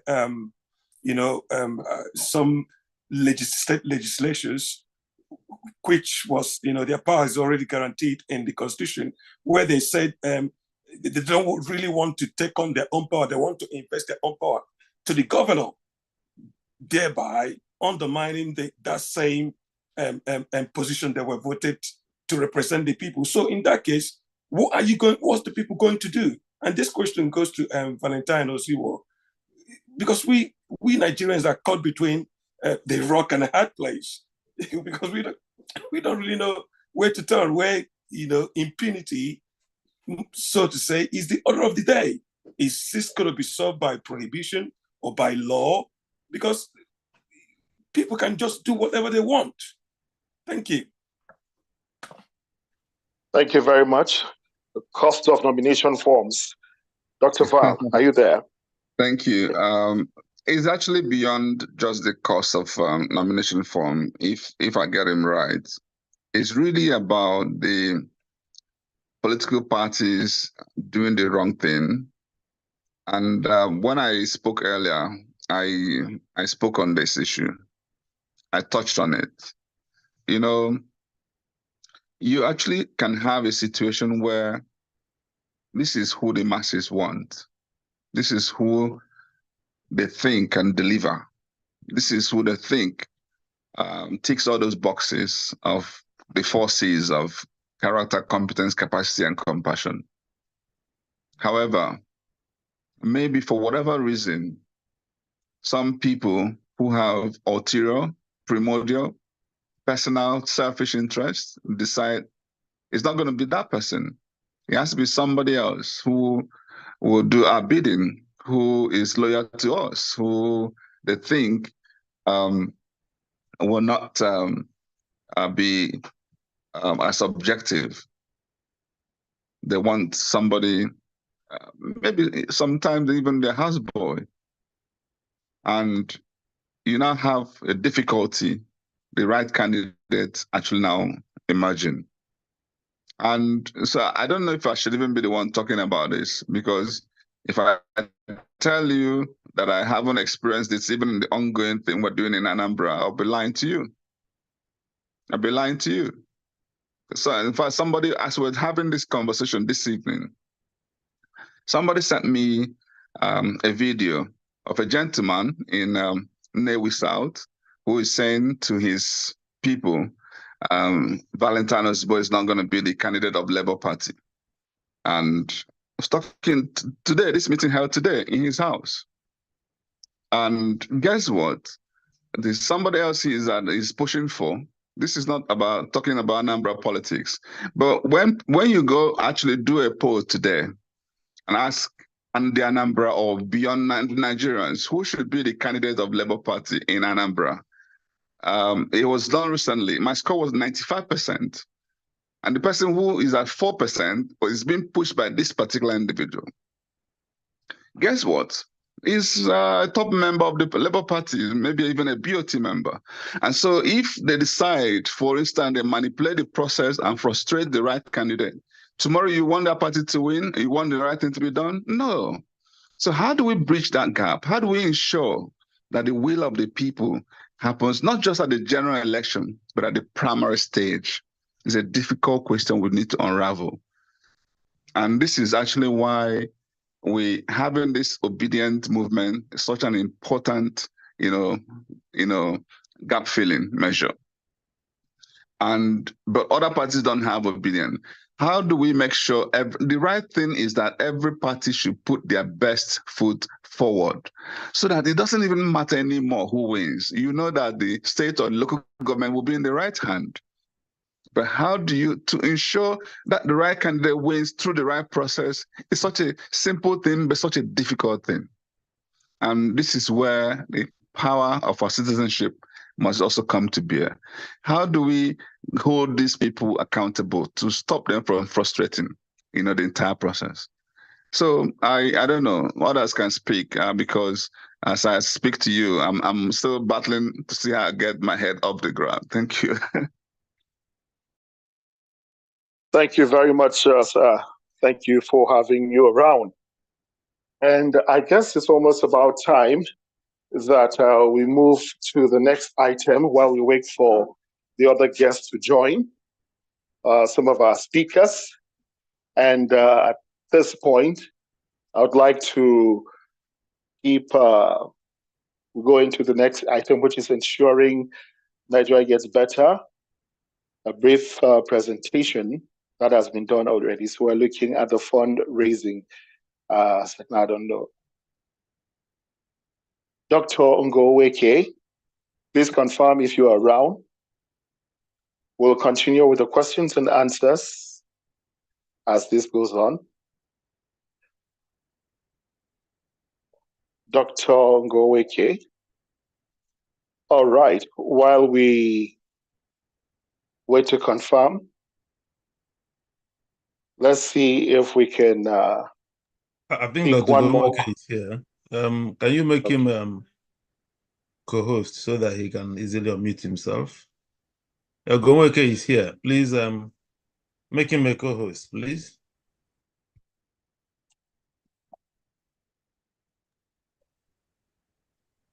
While that is going on. Okay. It's not a co-host. Thank you so very much, Prince Rampam. Please unmute yourself. Sorry, please mute yourself. Thank you very much, Mr. Rampam, the chairman of COPDEM, national chairman, for coordinating this exciting event. And most profound thank you to the speakers who have spoken so far, Valentine Ozigbo, Professor Tomi, and Professor Aluko. What a wonderful team of panelists we have tonight. Exciting. I mean, although I came in late, but the few things I heard from these panelists actually got me thinking. I'm saying to myself, wow, these are people, gurus in the political atmosphere in Nigeria. But of course, COPDEM too has a role to play in ensuring that democracy in Nigeria is worth the while. Now, obviously, we are in this segment, which is, I think, is number 6 in the agenda, which is, am I right in saying that, Prince Rampam? Are we ready to go on to item 6 in the agenda? Because I could see that there are many hands up. Exactly. We're going to item 6. We'll always return to the hands as we go, sir. Okay. But right now, item 6. Yes, sir. Great. Thank you. Thank you so much for that confirmation. And of course, we've been talking and talking and talking, and I'm grateful. We have 146 people here tonight, all tuned in to listen to these great speakers. And I also thank COPDEM for organizing this segment. But of course, COPDEM, as we all know, is a political action group. We are apolitical, which means that we do not belong to any specific political party. However, we're here to advance politics and electioneering in Nigeria. And for that reason, obviously, we've been doing some grassroots work. We've done so many work in the past. You could check our activities in our website, www.cobdem.org.uk. Well, you check it out. But anyway, so this segment is about, actually, we are in the process of holding what we call a vote right project, COPDEM's vote right project. What that means is that as part of COPDEM's activities to empower people on the ground, on the grassroots, to ensure that politics and electioneering and democracy is strengthened in Nigeria, we are embarking on voters' education to ensure that people know their rights and to refrain from selling their votes, and also ensuring that those who are voting know what to do on election day, not just voting, but ensuring that they protect their vote. Because of course, if you do your voting and you don't protect it in the Nigerian system, you might as well not have gone to vote. So this is the essence of what we're doing next, which is fundraising. Essentially, we'll be inviting you to please assist us in this process by way of contributing voluntarily towards our fundraising event. And we're actually looking for 25 million naira to enable us to advance democracy in Nigeria. And the 25 million that we're looking for is to cover 250 local governments in Nigeria, which is 1/3, if you like, of the total local governments in Nigeria. So, and these 250 local governments are in 25 states of the country. And the budget we have for each of these 250 local governments is 100,000 naira each. So, in other words, to break it down further, you can either give us 25 million naira right now, and that will be it. You'll be the greatest hero in Nigerian democracy. In fact, we ensure that your name is written in marble. Or you could choose to, fund one local government, 100,000 naira for a local government. And these 250 local governments are spread across 25 states. So your state could be there, but it doesn't matter. This is a national issue. We know that democracy in Nigeria has a long way to go, and we're here in COPDEM to ensure that it is strengthened. So I will be inviting people, like I said. Please, if I do invite you, just state what you could help us with. No amount is too little, no amount is too big. Like I said, 25 million is, is neither here nor there. We'll be very grateful to you. So please let me make sure that my colleagues, Kevin, are you ready to take notes? Names of people who will be, showering us with cash this evening. Are you ready, Kevin? Yes, I'm ready. Thank you very much. So as the tradition permits, the way we usually do it is I'll call upon your name, and this is based on the names that appears on my computer screen. And fortunately enough, I'm ready, sir. Sorry? Mr. Ogumweke, please, I'm sorry to interject you. I believe we have an unofficial chairperson who is ready to help us launch this fundraiser in the we do. Dr. Cordelia Udo, please. I would like you to start with her first, please. Yes. Oh, sorry. Thank you very much for that direction. I absolutely appreciate that, Martin. So yes, obviously we have a wonderful lady, and I usually call her, the Iron Lady of COPDEM, Dr. Cordelia Udo, who is one of the COPDEM BOT, a very strong member at that, financially stable. She is the one that actually helps to drive this whole system forward. So I would like to invite our dear sister, Dr. Cordelia Odo, to please take the mic. Thank you.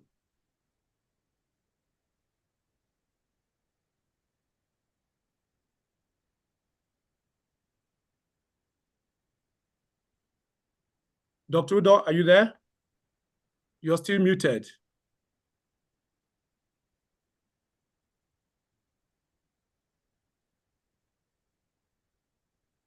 Dr. Odo, are you there?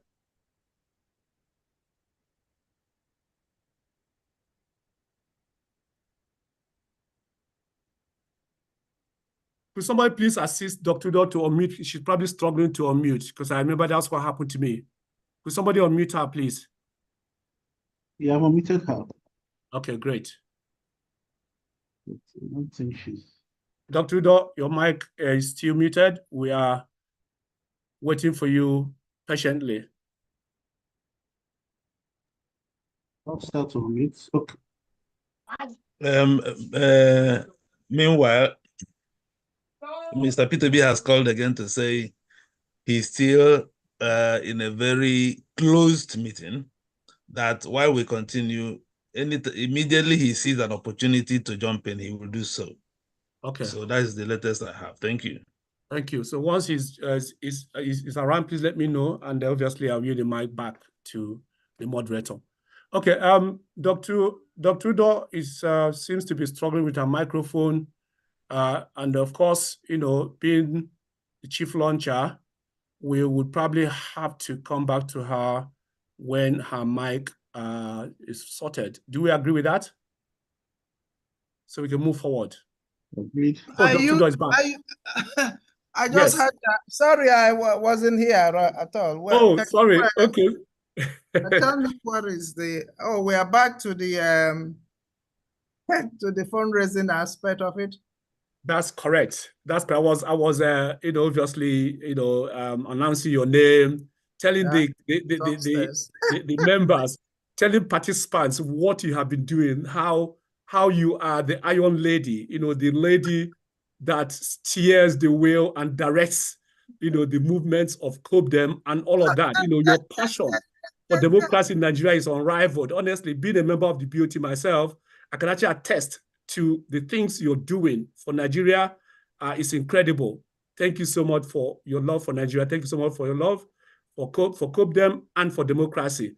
And of course, you being the chief launcher today or tonight is not a mistake. So I yield the mic to you, Dr. Udo. Yes, so my love for Nigeria will not end. My love for our young adults is unparalleled because they are our future. When I look at them, I tear up sometimes. And so we owe it to our generation. We need to set the pace.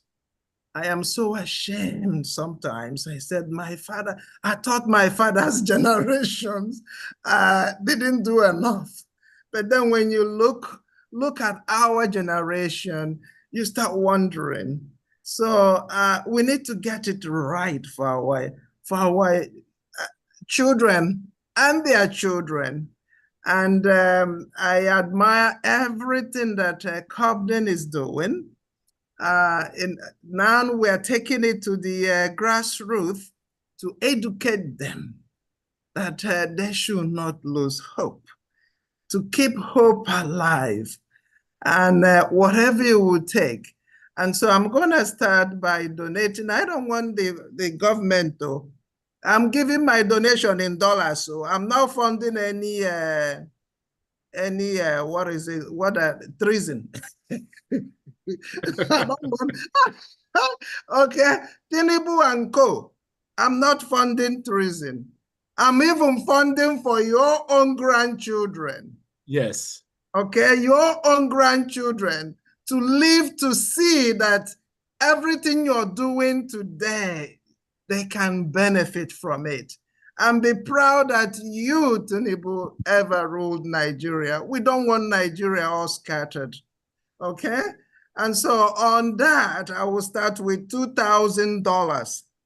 Wow. Wow. Wow. Wow. Awesome. Awesome. Sorry, those who know how to do arithmetic and knows how much dollars is in Naira, please convert. I mean, this is huge. Awesome. Wow. Wow. Marvelous, Wow. actually. Wow. Please, how much is Thank that? you very much. Prince Rampam, did you work it out? Kevin, please, somebody work it out. We need it. We need Please, it in sorry, my network went off. How much is it again so I can write it down? $2,000. About All right, 3.2 million naira. Oh my God, this is awesome. Thank you. Thank you so much, Dr. Udo. This is amazing. I mean, I told you guys that, she is a mover and a shaker, and she has moved and shaken it. So thank you so much for doing that. Wow. Okay. Wow. We have hit the ground running, if as politicians say. So, okay. On that note, I will obviously start to, well, thank you so much for placing the account details. Sorry? Your account number is in the chat box. Yes, I've just seen that flash up on my screen. So please, we have an account details here. If you pressed, you could just obviously paying some money into the account will be very much appreciative. But please do let us know how much you paid in so that we can capture your name and how much you've donated. So that said, I've got a couple of hands up. So do you have your account in dollars? I can move it now. No, it's not. It's not in dollars, man. Okay. Not in dollars. No, there is Clubdom USA account held yes. by Mr.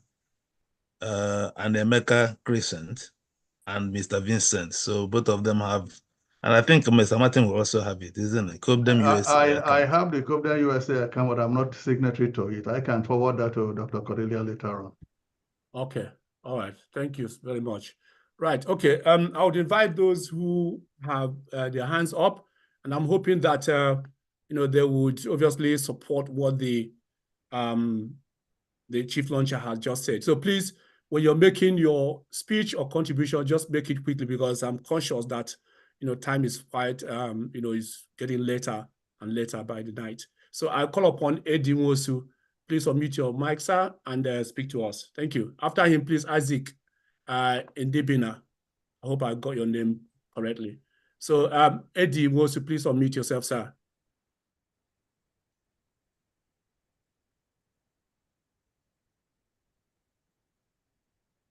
Kevin, are people having difficulty with unmuting?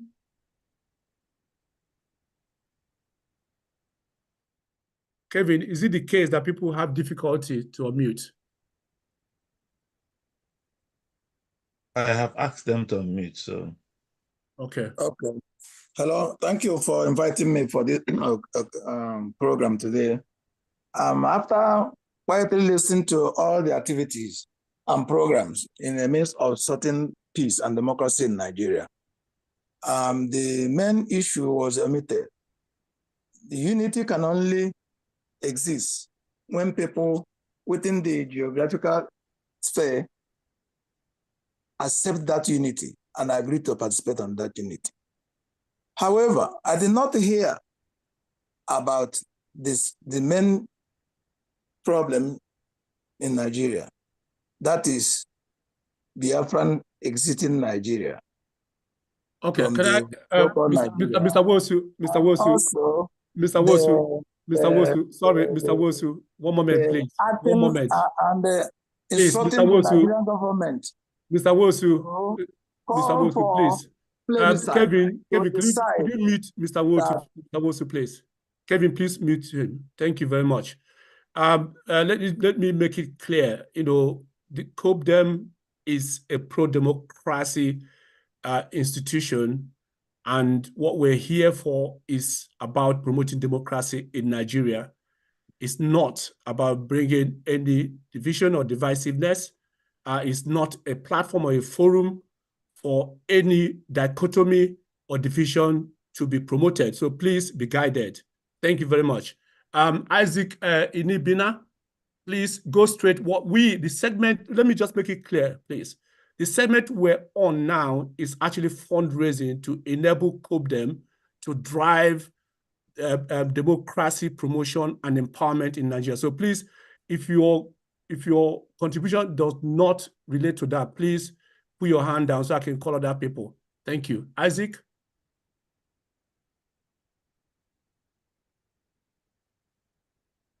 Isaac, please unmute. Oh, you're muted already. Please take the mic.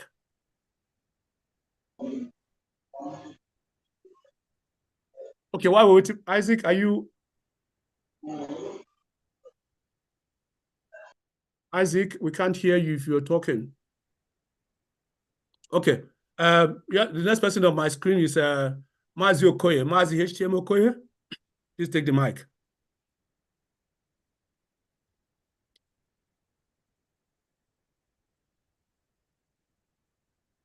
Mazi HTM Okoye. While we're waiting for HTM Okoye, and I would invite Prince Shola Oladipo. Prince, please take the mic. It's fundraising time to promote democracy in Nigeria from the grassroots. Prince Shola.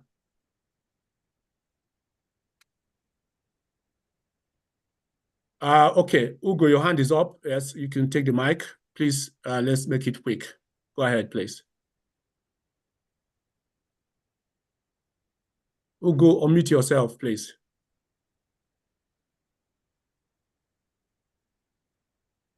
Okay, Dr. Dike, you got your hand up.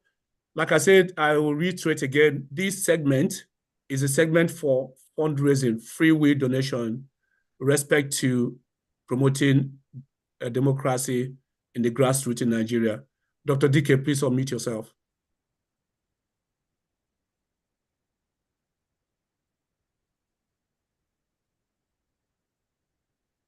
Okay, we're having issues here. Adamu Yusuf Gwari.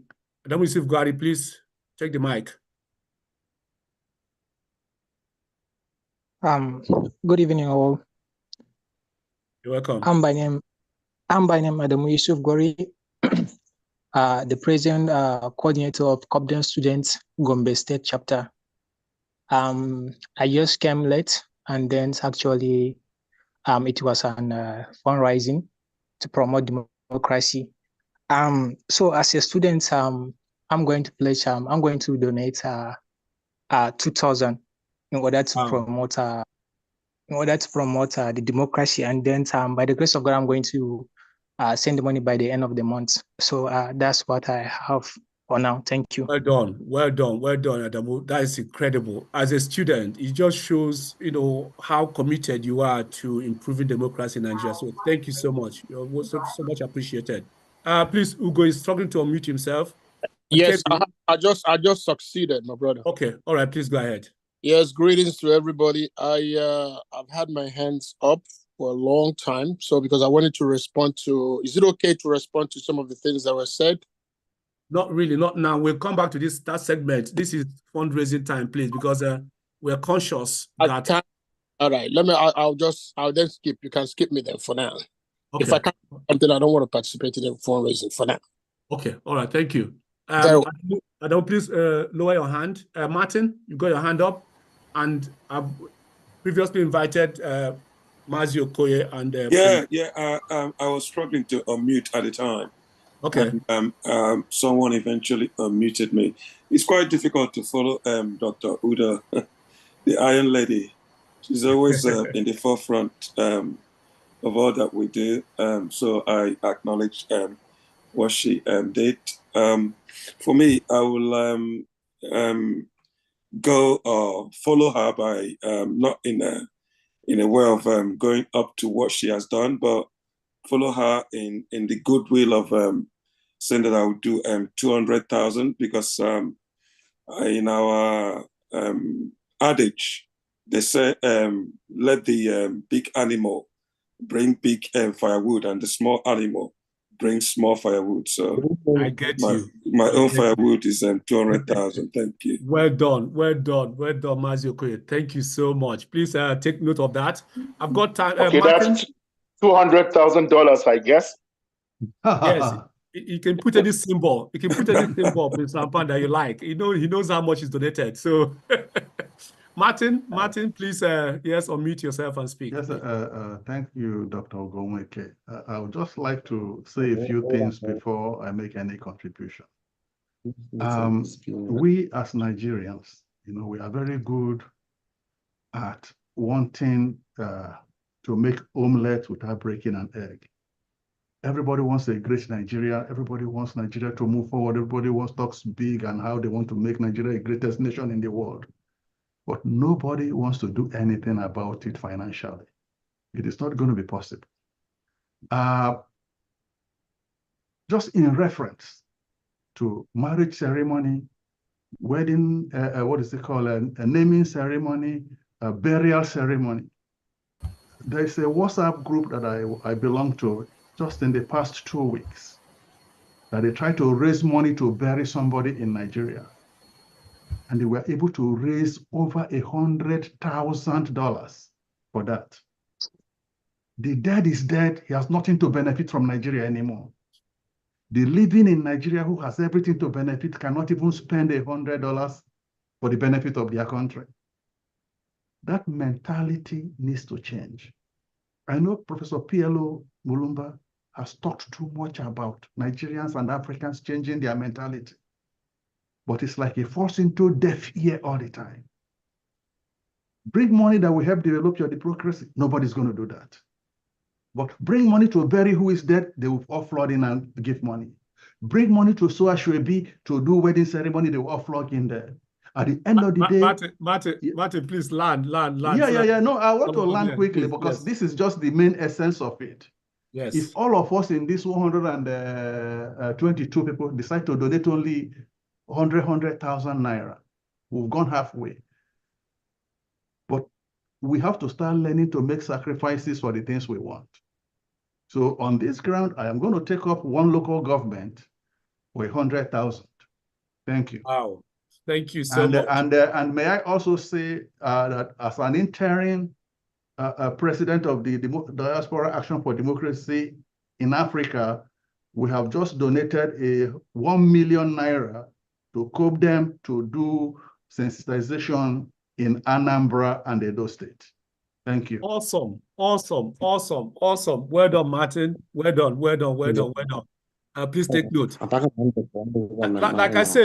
Like I said previously, the whole process has been broken down. You don't have to give us 25 million, but if you do, we'll be grateful.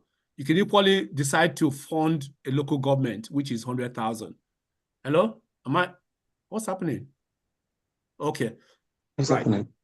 Who's sharing their screen? Someone is sharing their screen. Oh. All right. Well, you can stop it from being shared. Yeah. Okay. I think that's a rampant screen that is being shared, I guess. Oh, okay. All right. Thank you. Sorry, it's a mistake. I don't know how I did it. I'm sorry. It was an accident.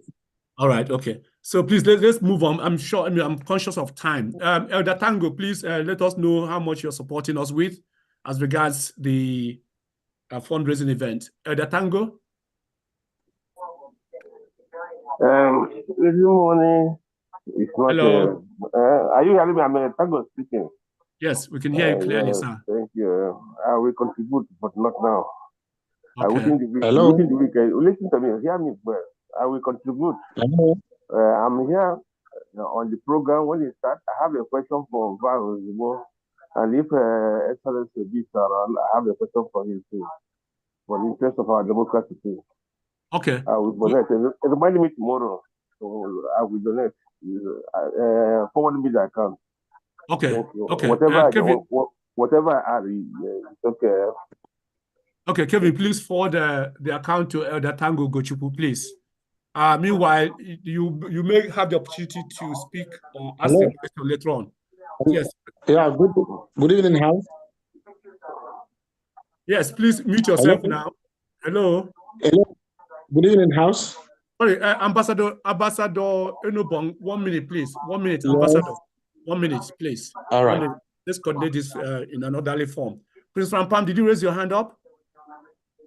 Okay, yes, sir. Sorry, I just wanted to add a little bit to what Martin said, then make a small donation at the end, if I'm permitted to share some of the things we're doing in COPDEM that we want to further. Is it possible, sir? Yes, please go ahead and share any information that people would help to get them to know what we're doing. That'll be helpful. All right, moving forward, please. I'm conscious of time, as always. Ambassador Enobong, Inyang, please unmute now and speak.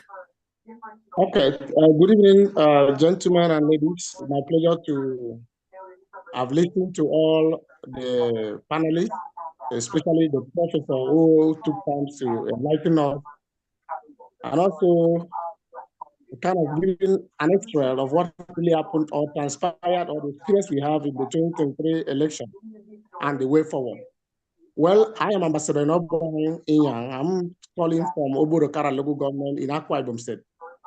And of course, I'm the candidate of the Labour Party in the ongoing local government election in Akwa Ibom. Our election is on October 5th. And in the entire Akwa Ibom, Labour Party had only 2 candidates, myself and Mr. Sang. In Eket, we are only 2 chairmanship candidates. And we have 31 local government area. So I won't come and play. Ambassador, I won't come and lay. Ambassador, Yes? sorry to interject. My sincere apologies, please. Please note, first of all, that this grouping is not a Labour Party grouping. We hope them is apolitical. You understand? And whilst it will be interesting to hear what's going on in your local government, in your state, this current segment, as it were, is purely for fundraising. If you have something in mind that you want to share with COBDEM later on, then we can provide a different platform for that. But for the time being, we need to move forward, please. If you don't mind, apologies. Okay. I want to contribute. I want to contribute anywhere. Yes. First of all, I was invited to the meeting. My name, there's an invitation sent to me with my name written on it.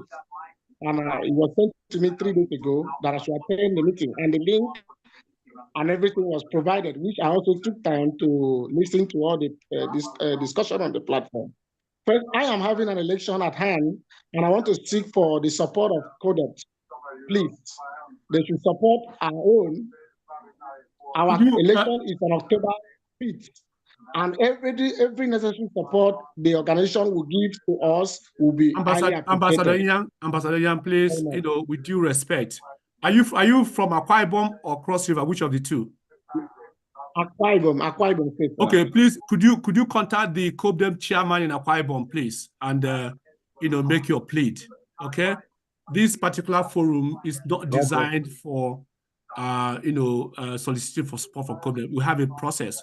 Please do contact your chairman, the COBDEM chairman in your state, and then and speak to them about that. Okay. So you said you were going to support financially. Do you want to make a pronouncement?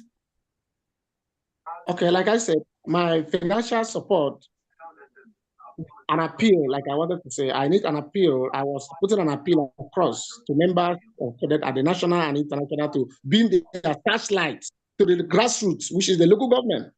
And we are the candidates, we are the people that the Govt, which is a democratic supporting organization. Okay, Ambassador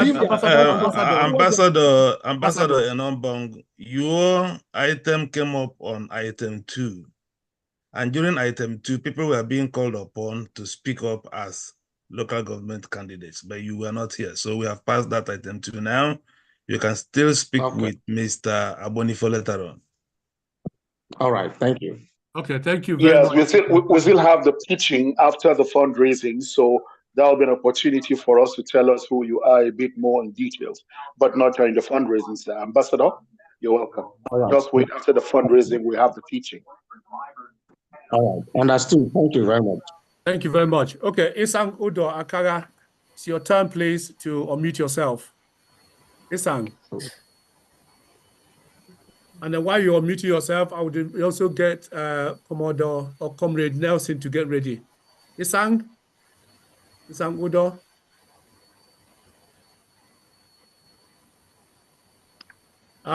Ambassador Akara, are you there?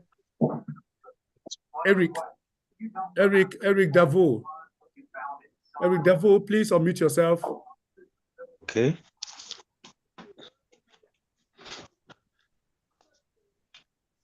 I'm here. Yes. What would you support COBDEM with as regards the promotion of democracy at the grassroots level? Okay. The 25 million naira project of vote rights. What have you got to give us?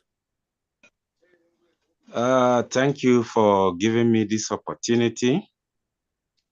And as you know, I'm also contesting for chairmanship just south.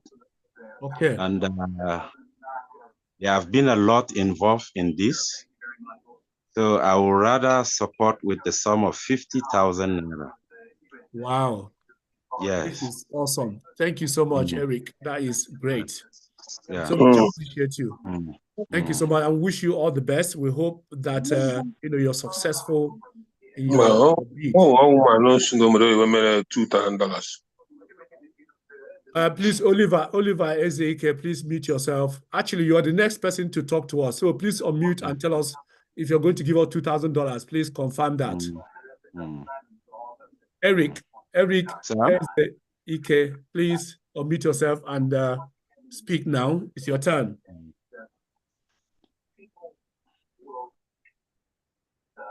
Oliver, please. Oh, not Eric. Oliver Ezeke. Oliver, unmute yourself, sir. Right, okay. Chukwuka Obidima Okafor, please unmute yourself and tell us how much you're supporting us with. Chukwuka Okafor.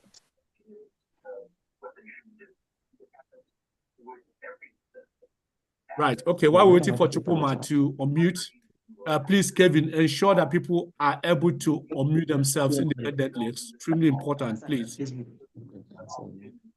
Okay, Ifemba Orumba. Oh, sorry, Chukwuka, please go ahead. You've unmuted. Go ahead, please speak to us. Chukwuka Okafor.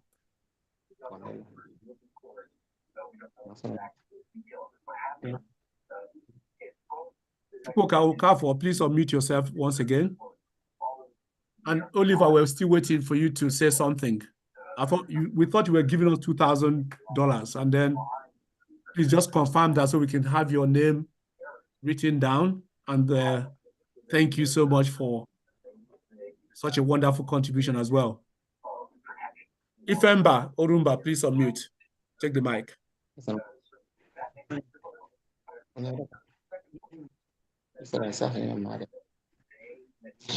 Ifemba, are you there? Okay. Ifemba, are you there? Are you with us? Okay. We seem to. All right. Okay. Chinedu Ogwejiofor. Chinedu, please unmute yourself. And while you're unmuting yourself, I'll call upon Del Kene. I'm here now. Yes. Oh, Ifemba, sorry, there 1 minute. Ifemba, please go ahead. Yeah, I think you seem to be struggling to the item now is purely fundraising and nothing more. That's correct. That's right. Yes, fundraising. Okay, let me take one local government. Oh, bravo. Thank you so much. Kevin, please take note of that. Ifemba Orumba, one local government. Okay, right. Chukwuka Okafor. Chinedu Ogwejiofor, do you want to unmute and speak to us? Del Kene, sorry, you are. Well, not Del, it's Kene Erike, 200,000. Oh, wow, awesome. Del Kene, 200,000. Kevin? Kene Erike. Kene Erike. Yes. Thank you. Kene Erike, thank you so much. Thank you. Well noted. Dr. Danjuma Saleh, you want to speak to us? Dr. Danjuma, while you are muting, getting ready, I will call upon Andrew Ayas. Hello. Oh, Dr. Danjuma, hello, yes, good evening. go ahead. Hello. Okay. Good evening. Good evening, colleagues. Ayas, please. Ayas, 1 moment, please. Let Dr. Danjuma speak to us. Go on, Dr. Danjuma. Okay. Sorry, I joined very late. I just joined during the fundraising. Okay. I'm the chairman for Kaduna State. Okay. So I'm going to donate 50,000 naira. Wow. Awesome. Oh my God, that is beautiful. Thank you so much. That is beautiful. Well done. Well done. Much appreciated for coming in, jumping in, and then making it happen. All right, Ayas, Andrew Ayas. Please take good evening, colleagues. Hello. Good evening, colleagues. Hello, good evening. Yes, good evening, sir. We're listening. Yeah, calling right away from Zamfara State. Okay. Yes.